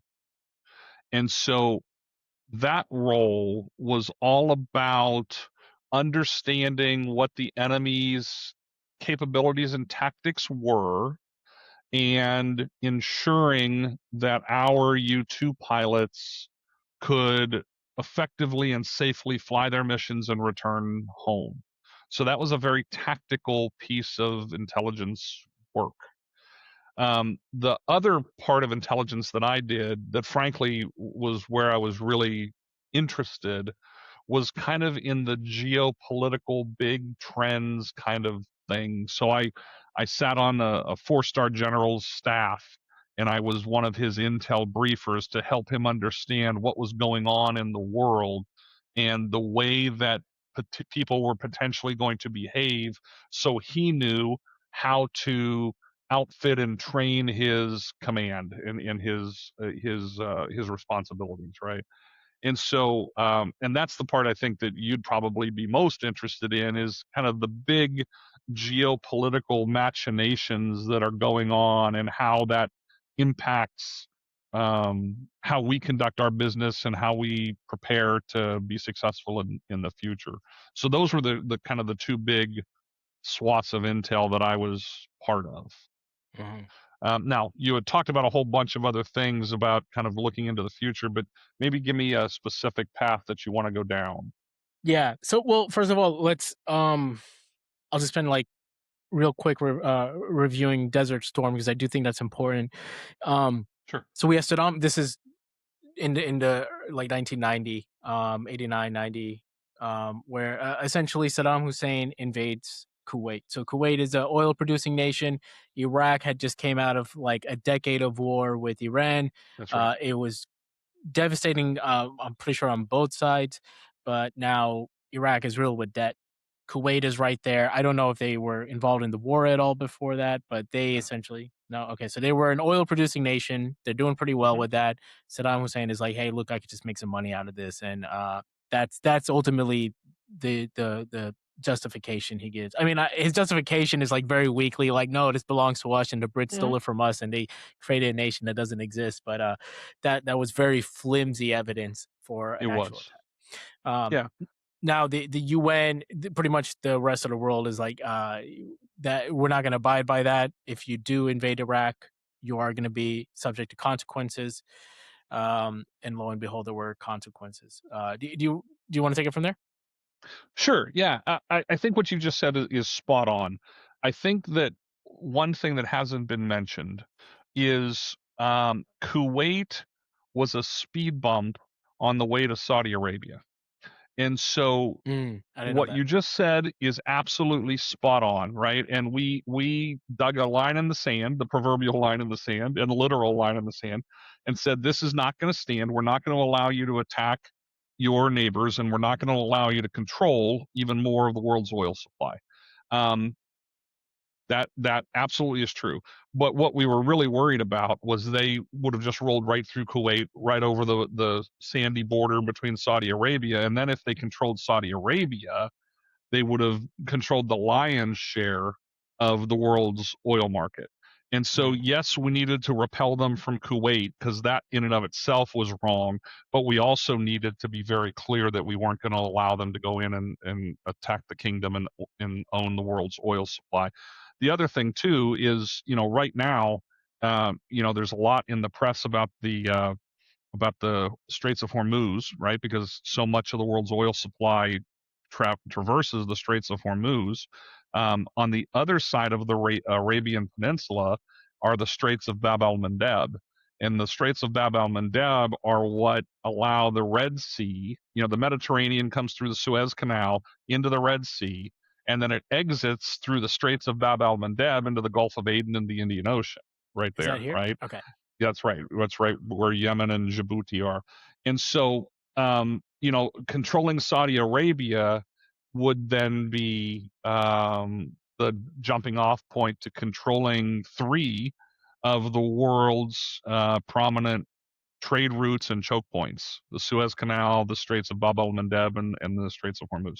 And so, stopping Iraq's foray into Kuwait was stopping them before they got rolling into prizes that were even bigger and had more dire consequences for the world. That's right. And so, he went into Kuwait, and look, there was the Kuwaitis are not big enough and do not have enough resources to defend themselves. Frankly, neither did the Saudis, right? I mean, that's a big swath of land There's not a lot of people in there. There's not a lot of resources in there, especially militarily. What's in there militarily are things that we've sold them and taught them how to use. And so, yeah, so us, essentially what we did is we rode to the rescue. And, we might, you might try to ascribe some altruistic goals to that, but we cared more about what was going to happen to the world if he was able to take Kuwait than we actually did about rescuing the Kuwaiti citizens. Mm-hmm. This is interesting perspective, because also, at this time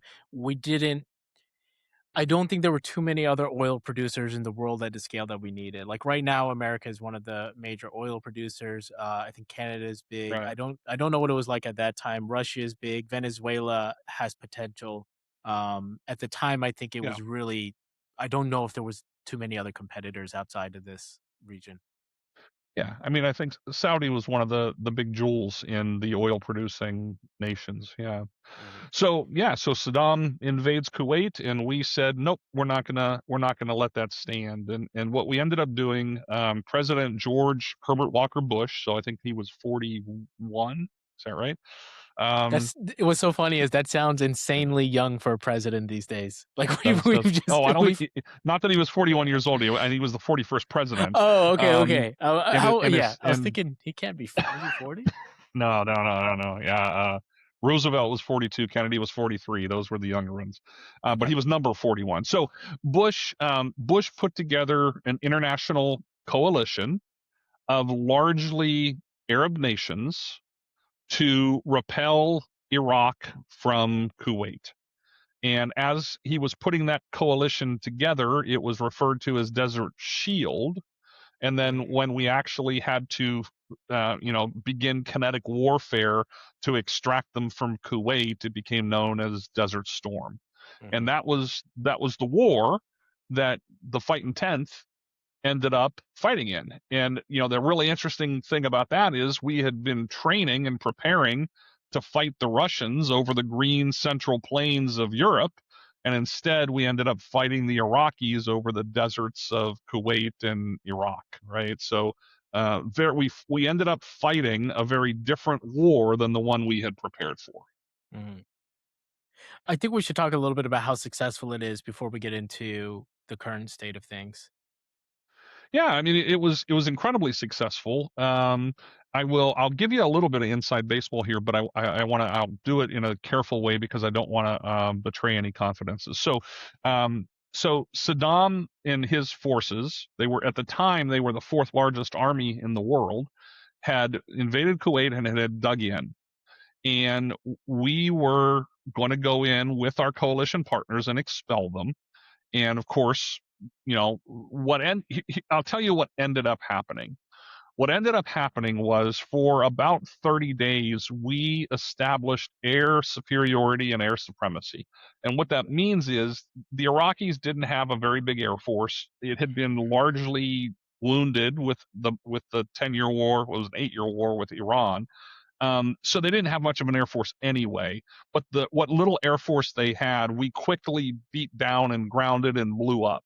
And so they had no air ability to defend their sovereign territory. So we had air superiority and air supremacy. We could fly at will over the country of Iraq. And the biggest threat to us was anti-aircraft artillery, AAA, and Soviet-made surface-to-air missiles. And they were very real threats. When we were briefing for Desert Shield, Desert Storm, it was estimated that there would be 25% attrition. So 1 out of every 4 people that we sent over there wasn't going to come home. That was the estimate. So it was going into it, it was a very real battle that was not assured. It was not assured we were going to win. It was not assured how many folks were going to come home. In the first 30 days, we established air supremacy. And then what we did is we prosecuted a ground forces campaign that essentially is known as the left hook. And so all of the Iraqi troops were dug in Kuwait facing Saudi Arabia. expecting that we were going to attack them from the Persian Gulf, that the Marines were going to do an amphibious landing in from the Persian Gulf and attack them that way. Instead, what we did was our army did a massive left hook. So we started out in the middle of the Saudi desert, we crossed into Iraq, and we basically came in behind them. Yeah, so yep, right kind of where your cursor is, even maybe a little closer to the move to the right just a little bit. Yeah, so down in there, we started flooding across Saudi Arabia, and we basically came in behind them. And so the defenses that they had dug into in Kuwait, preventing us from coming directly across the border, well, they couldn't get out of them. They essentially dug themselves in.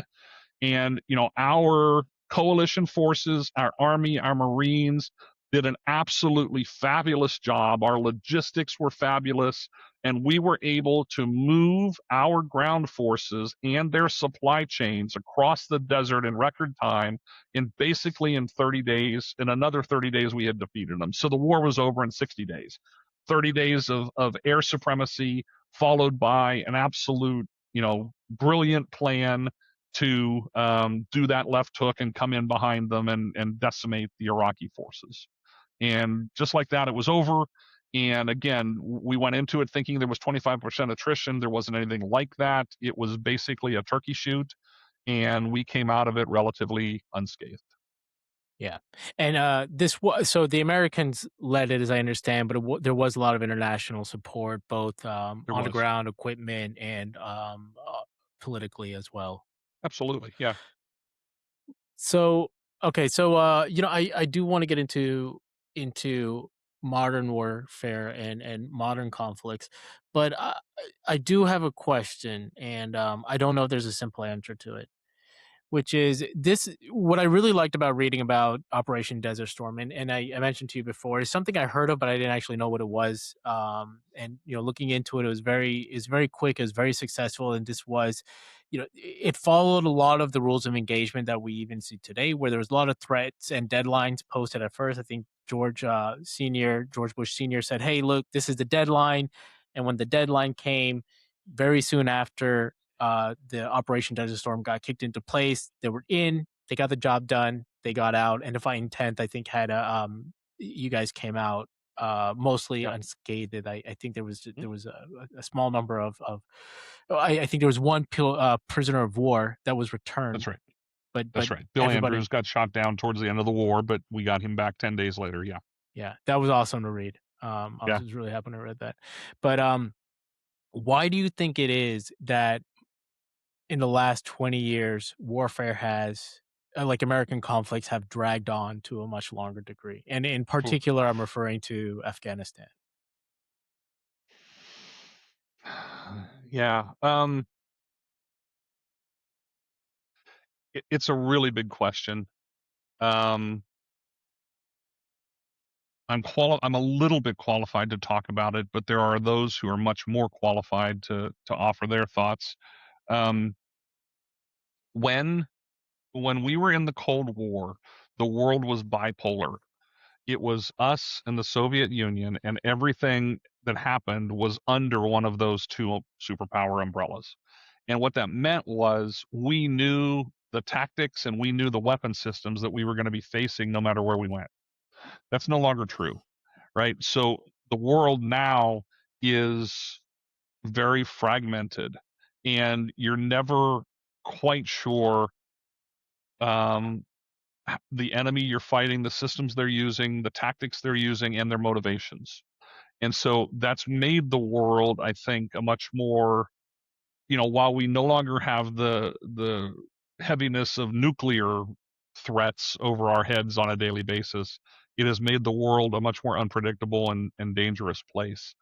When it comes to Afghanistan specifically, and you know, we've got the Taliban, and we've got ISIS, and we've got Osama bin Laden, who was training people in Afghan territory. It's a bit of a mess. But what I can tell you about Afghanistan is not really a country.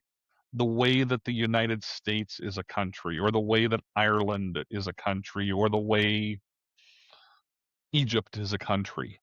Afghanistan is a 12th century wilderness populated by lots and lots of different tribes and warlords. And somewhere after World War II, Britain drew a line around it and called it Afghanistan. But they're not, it's not a populace who embraces their Afghani roots. There's Pashtuns. There's all these different tribes, and there's still a very tribal thing, right?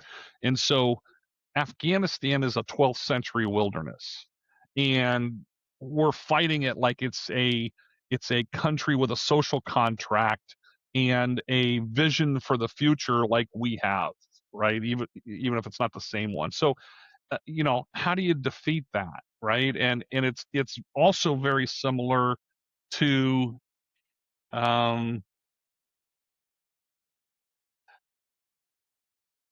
it's an unconventional warfare. It's not two sides lining up on a battlefield doing this. It's trying to pick guys on horses out of caves somewhere, right? It is a bare knuckles drag down knife fight in the wilderness, and we're not really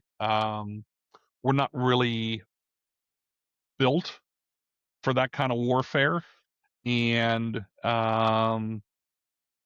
I think that I'm struggling here to, I think, adequately opine on it, but the Russians were bogged down in Afghanistan for 20 years before we were bogged down in Afghanistan for 20 years. It wasn't a battlefield it wasn't a conventional battlefield that was set up for anybody to win, quite frankly.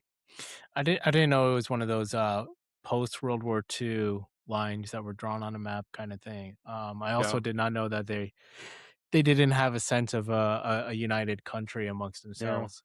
They do not. Because all this then raises the question, and I mean, we're not going to get into it, but what is a success metric? And I know there were some. It's a great question. Yeah, I've seen one or two movies on it, but the only bits I've seen or understood about it is just it's never really made sense. I've never really looked into it enough. All I know is that, and I can tell you this as I mentioned again, I don't, not coming from a military society, I can only say that it it it it's easy to look at that and to say American military intervention is a bad idea in today's world because of something like that. Like, especially imagine in that case, imagine I the think it was. Yeah, and in that case, I think it was. I think the reason that we went in there was to dig out ISIS and destroy them so that they couldn't fly into any more towers. Right. And that was it. Right. There was I don't think there should have been a motive to democratize Afghanistan. There's no national will for that in Afghanistan, and go in, blow the shit out of everything, and get out, so they can't fly airplanes into buildings anymore. Yeah, I wonder if it was just oversold, and not just oversold, but Sure overthought. Whereas, like, listen, we can rebuild it. Like, it's country building, it's nation building. I think is No what they question about called it, and I think that's Yeah. they bit off a lot more they can chew, I suppose, and that's also how it was sold. But at the time, I mean, when 9/11 hit, right after that happened, I remember, like, in my school, they had these TVs every now and then in the monitors, and we had this thing called, like, One News Network that they would show in the mornings, which was like to get kids politically informed, and we saw that happen on the screen, I think a couple hours after it happened. But on the day of, I do remember seeing the I video. remember And it it was vividly. yeah, and there was definitely the appetite of, like, hey, we got to get united, we got to do something about this, and so I think everybody was on board with we got to do something, and going to Afghanistan and resolving it, that all made sense. I don't think there was any disagreement there. I think, No. yeah, maybe that's what it was. It was, hey, look, we're not just gonna go out there and take out the guys who did this. We're also going to rebuild the nation from scratch. And me and maybe a lot of other people didn't actually know what that, I didn't know what that meant. And I think George W. Bush attempted to do that with Iraq. And I will tell you, when he went back into Iraq, he went in there with the nation building desire. We are going to bring democracy and Western values to the people of Iraq. And I think that I think he was very well meaning. I think he meant that sincerely. And by the way, when he articulated that, oversold it, let's say that. When he did that, I was with him. I've said, yes, I believe so strongly in the American ideals of freedom and democracy that if we can bring them to the people of Iraq, they will embrace them and we will all be better for it. And both George W. Bush and I were wrong. You cannot, the yearning to be free and to have liberty and to rule yourself has to come from deep inside of you. It cannot be exported to you for you to buy as a retail transaction. And if until a people decide that they've had enough of being ruled by tyrants and they've had enough of having no self-determination, until they've decided that on their own, you can't force it on them. You can't sell it to them. And I think that we've learned I hope we've learned our lesson. I hope we've learned that. It's such an interesting experiment, right? I mean, I guess that is the idea of, can you export the concept of freedom? And I guess I don't think you could do it in the way that we've tried. I think personally, I think the best way to do it is to have an educated populace, which is to say, hey, look, just you're allowed to read what you want to read. You're allowed to consume the ideas that you want to consume. You can pick this up in a way that you believe in. I mean, even the founding of America was based off of these like European Enlightenment thinkers that came very much from having this sort of educated, reasoned ideology that was written down on paper and gave rise to what we have. Mac, how are you doing on time?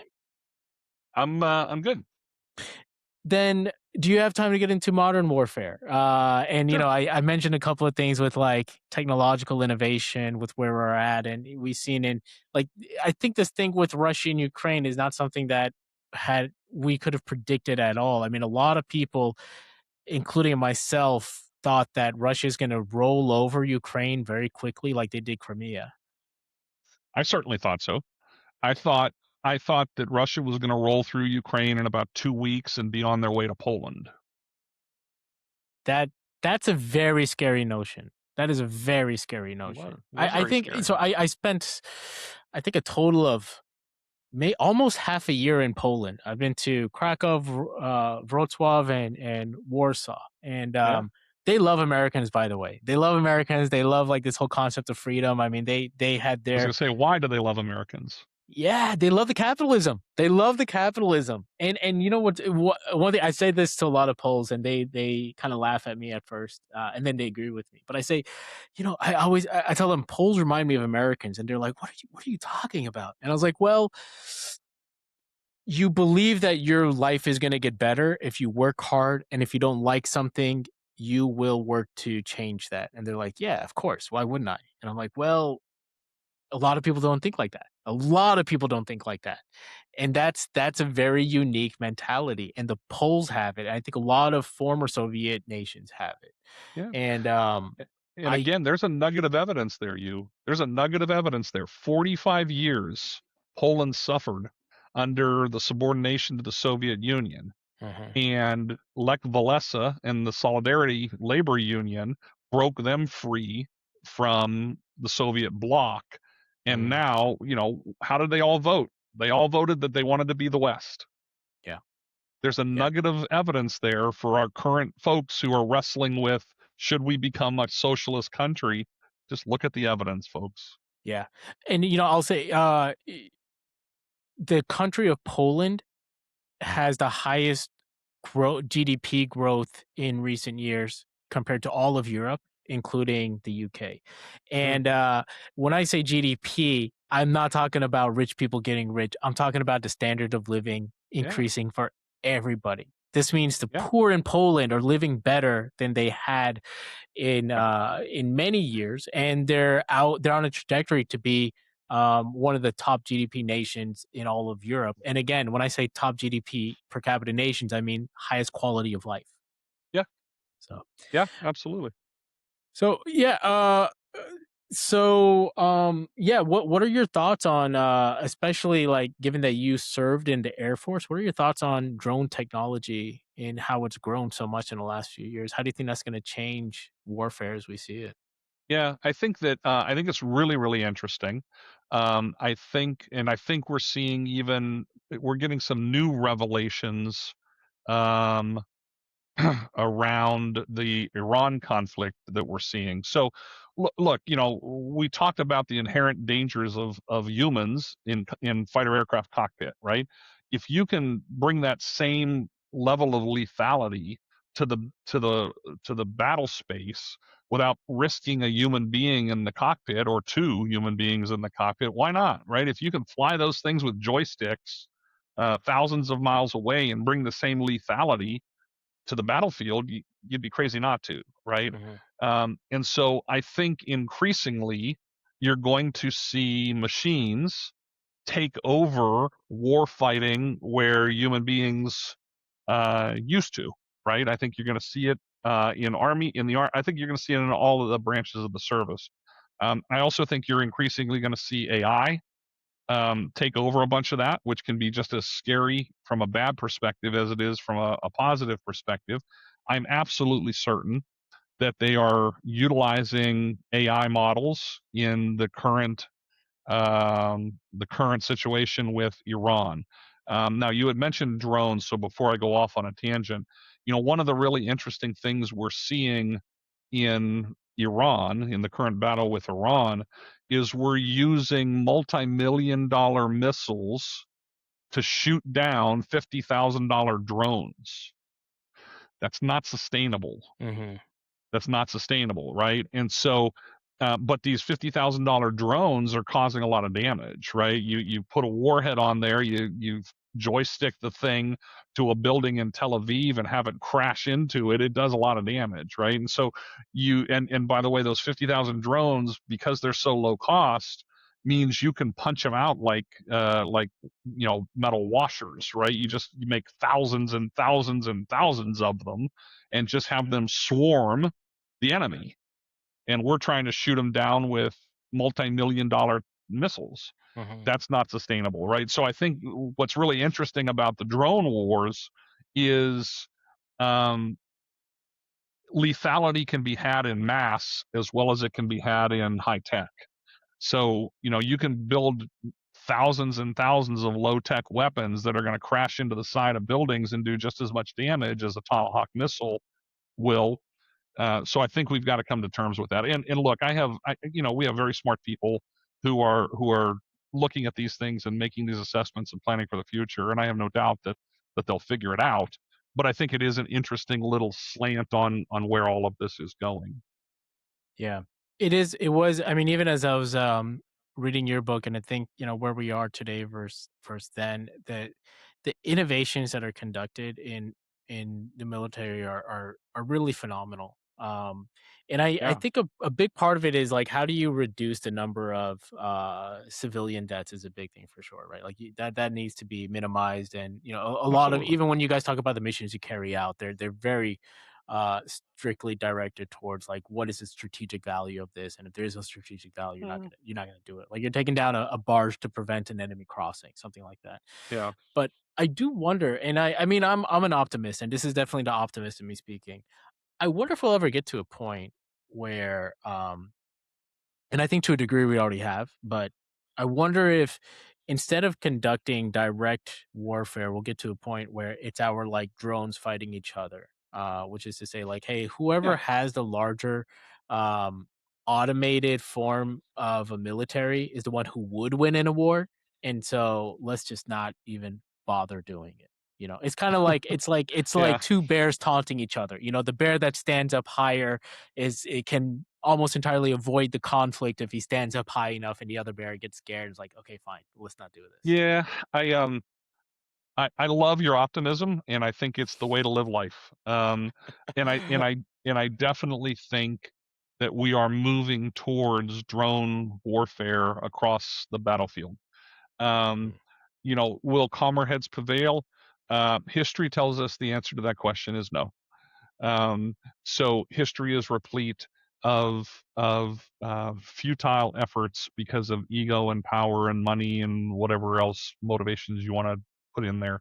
So that'll continue to be present. The other thing that'll continue to be present is you know, even in Desert Storm, um, you don't really win a war until somebody's pink butt is standing on the ground. So we could fly as many sorties as we want. We could have had air superiority. We could do all, you know, we could own the skies and all of that stuff until some army guy is standing in Kuwait going, I own this and you can't take it from me. The war ain't over. And so I think it'll be the same thing with drones, right? I think mm, that there'll still be a human element of you must be able to hold and control the land to um, to accurately say that you won the war. So mm, I think that most of the fighting will be done by machines, but there's still a human element making decisions, and there's still a human element that has to be on the ground to mm. to you know, call the war won. You know, okay, so I haven't run the stats, but I do wonder, maybe you know off the top of your head, if we look at the conflicts in like World War II and the number of fatalities there were, is the number of fatalities per conflict reducing? Like, has that number gone Sure. down? Oh, Okay, well, that's good absolutely. to hear. I'm happy to hear directionally we're there. Yeah, I mean, even, you know, look, one life lost is a tragedy, frankly, right? And Mm, so we never want to lose our humanity in a sea of statistics. So every life that is lost is tragic. Um, when it comes to the kinetic stuff that's going on with Iran right now, you know, I don't know what the latest death and casualty count is, but it's in the hundred. It's around 100, mhm, right? In World War II, it was millions. mhm, So yes, you know, the raw numbers are a fraction of what they used to be, no less tragic, um, but they're a fraction of what they used to be. yeah. And frankly, our tolerance for those losses is much less than it used to be as well. Yeah, you know, what I've seen from the military movies, like Saving Private Ryan, is a good example where the depths of a squadron that they will go to ensure the safety of the folks that they're of their essentially their brothers or sisters, right? And I mean, It's true. in the book, you go through the prisoner of war, your friend BA, and you know, y'all made an attempt to help him out and to bring him back, and it Multiple. was just fortunate that the war ended soon after, so That's right. the You exchange know, was quick. I'll touch on that a little bit because I don't want to gloss over the heroism, right? There were army helicopters that went in there to rescue BA. One of them got shot down. 5 of the 8 people were killed. The 3 that were taken prisoners were tortured, sexually abused, um, before they got back, right?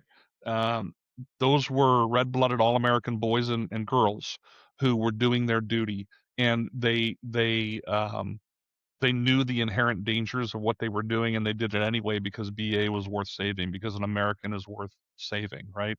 Mhm. There's another story in the book where one of our guys, Heebs learned that BA got shot down. Heebs, you know, flew over to the area, dropped below the clouds to see if he could locate BA and somehow help effect a rescue. Now Heebs finds himself in the same AAA and surface to air missile fire that shot down BA, but he went anyway Yeah. because that's what you do, right? You never leave a man alone, you never leave a man behind. And you despite the threat to your own personal safety, you're a warrior who is not going to let that guy go down by himself. And ultimately, Hebes got out of there and got back above the clouds, but he went. And I think stories like that, um, are what allow me to say that I served with a whole squadron of heroes. Yeah, and one thing I never thought about was the importance of weather on any of the flights that you guys take, of any of the sorties. So, like, even when you say he went underneath the clouds, that was a very intentional decision to say, like, Yes, "Hey, it look, I was. know that this is going to put me in life threatening danger, but it's That's got right. to be done." And that was just like That's no right. question of that. No question. Yeah. No question. So I do think this kind of speaks to the bravery and courage of what you and your squadron and all military past and present have in them. One thing I thought about is at the end of a cycle, at the end of a tour, what is that process of getting back into civilian life? Because I think there's a number of things that change, is what I can only imagine, emotionally. And one of them Sure. is you're not one of them is kind of a relief, in a sense that you're not living on the edge like you Mhm. were before. On the other hand, life must be a lot more boring. You come back and you're like, well, this is I Yes. don't know if it's easy mode because it's you're not under any threat, or if it's hard mode because you have to come back, Yeah. and your mind has to kind of It's reintegrate with the mostly rest of society. it's mostly hard. And you definitely lose a lot of the cool factor, right? I mean, look, it's cool as shit to work around a bunch of F-16s and to be driving to work and the F-16's taxiing by you and there's your buddy and he looks down and he's like, "Hey, that's just cool as hell," right? Yeah. And many of the other things that I got to do in the military and were exposed to in places that I went were just incredibly cool and exciting and fun and all of that stuff. So yes, you do miss that. The thing I, that I just I want to interject with one hilarious yeah, quip you threw in there. I think you said you were with a buddy, and a couple walked over to you and they're like, "Hey, what does it feel like to be like Tom Cruise in Top Gun?" And he's like, "Well, why don't you call up Tom Cruise and ask him what it feels like to be like me?" And I was like, "Yeah, absolutely that's right. it. That's it." That was a good burn, man. That was a classic one. In fact, I'm going to see that guy in September, who came out with that line. But yeah, and look, no question about it, it was cool.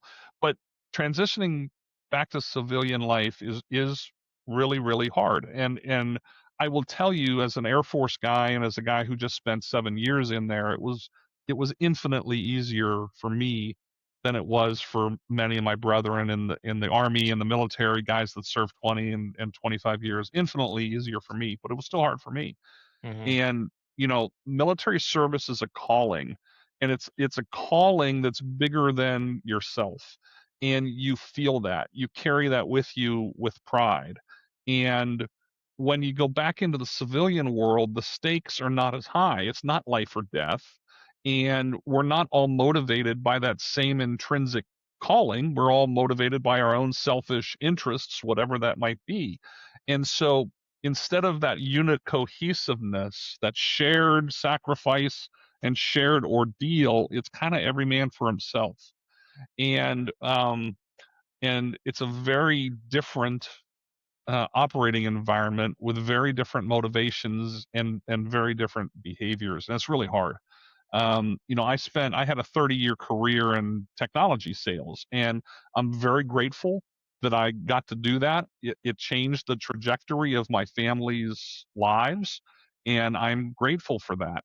But it was um, it was a every man for himself, selfish interests, selfish motivations, different ethos, different kind of behaviors, in many cases unethical and immoral, that you just really didn't see a lot in the military. And that is a really hard transition to come to mentally, yeah, I mean, I struggled with it for 30 years. What do you mean by, like, immoral observations or unethical, like? I don't want to broad brush paint uh, civilians and all of that. I don't want to fall prey to that. When you're called to military service and Yeah. you have your motivation is to protect and defend the Constitution of the United States against all enemies, foreign and domestic, um, that that drives a set of morals and a Okay. set of behaviors that don't exist when you're trying to make a buck. I get you. I think what you're kind of saying is like, if the only consequence of, say, cutting corners is slim and you can get like more payback out of that, I don't know. Like, let's say simple example would be, let's say you're a student and you have to write a report. You could toss that thing in Chat GPT and get back an answer. And if you turn that in directly, that's like, you don't actually learn anything. So you're cutting a corner versus if you're serving in the military and you're copying and pasting a report in Chat GPT, if you don't actually know what's in the report, that could, it could cause errors with other administrative tasks. Is that a Yeah. fair, like, Uh, I'm just trying to make I a here, tangible here's example. what I would say. When you are serving others, there's a selflessness that is woven into everything that you do and say. When you are serving yourself, there is a lack of consideration for the consequences on everybody else. Mm. And so, yeah, that's a hard transition to make. That's really interesting. I mean, it's a different perspective, and Mhm. and I mean, like, you go through the culture in your book and we've spoken about this multiple times already, which is there is a very high level of standards and everybody is held to it, and there's no getting away from conducting yourself in an upstanding way, like you're That's right. expected to go beyond, right? Your That's right. expectations are to be unexpectedly high class. Yeah. Yes. That's interesting. I had never thought about that. Do you have any tips for folks who are making that adjustment? I hadn't thought of it. Yeah, I recently retired from my technology career, so I'm making yet another life transition. Um, I don't know that I have any words of wisdom because I know the challenge, but I don't know that I ever really came to terms with how to conquer that challenge. Mm. It just kind of is what it is. The behaviors exhibited in civilian life are just so different from the behaviors that are accepted in the military.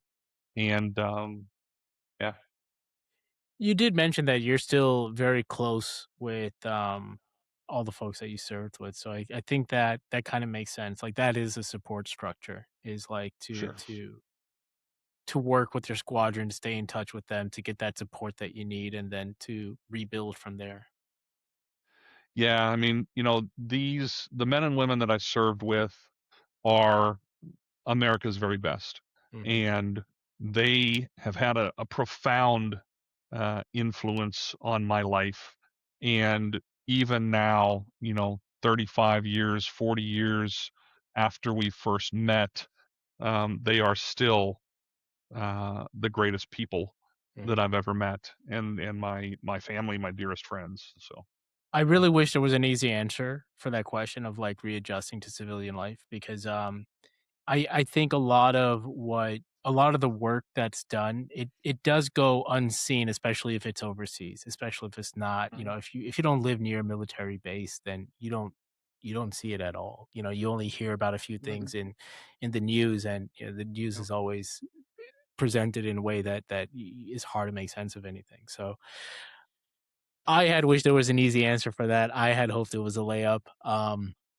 It's a tough one, It's brother. it's yeah, it's I do think, like, for all of us living in the US, we're fortunate that Ah, we've had we haven't had any foreign or like any foreign attacks on US soil have been extremely rare, and when they did happen, our response has been very swift. But yeah. we are certainly kept safe by you and other military members. So of course, thank you for your service, Mac, and to all It was others. it was an honor, you, and it really was. It was an honor of a lifetime, um, and I'm glad that I could pay a small part in keeping our freedom. Well, Mac, listen, I'm gonna let you go, but there's this question that I really like to ask, which is I wanna know who and what influences you. Like, I'm curious if there's any writers out there, any artists, any innovators, philosophers, any you do mention some of your commanders, and what who influences you, and who gives you inspiration. Yeah. You know, I'll give you a little bit of a broad answer. Jesus Christ influences me. I'm a believer Mhm, in in Jesus and in what he taught us, and try to live my life um, following his precepts. And I'm human, so I always fall short mhm, of the glory of God, but I try pretty hard to conform my life to His. I think that there are a ton of American patriots that I look up to include the ones that I served with. um, and I'll tell you, you inspire me to an extent as well, because you're a young man who is, I can remember when I was your age, and I have a son that's your age, and hearing you talk about the travels and the lessons that you've learned, the fact that you're hosting this discussion and others like it, that's an inspiration that someone from your generation would feel just as passionately about these ideals as I do. And so I gain inspiration from you as well. So thank you for that. this is the least that I could do. I'm just happy to have had this opportunity. I mean, my parents came to the U.S. in the '70s, and I'm very well aware that if I was not born in the U.S., or at least a Western country that's built on these freedoms, my life would have been a lot different, and Amen. All of I us, would have had brother. a lot less choice. All All right, of Mac. us. Thanks a lot, brother. I'm gonna cut the recording. Stick around just for just a moment. You bet.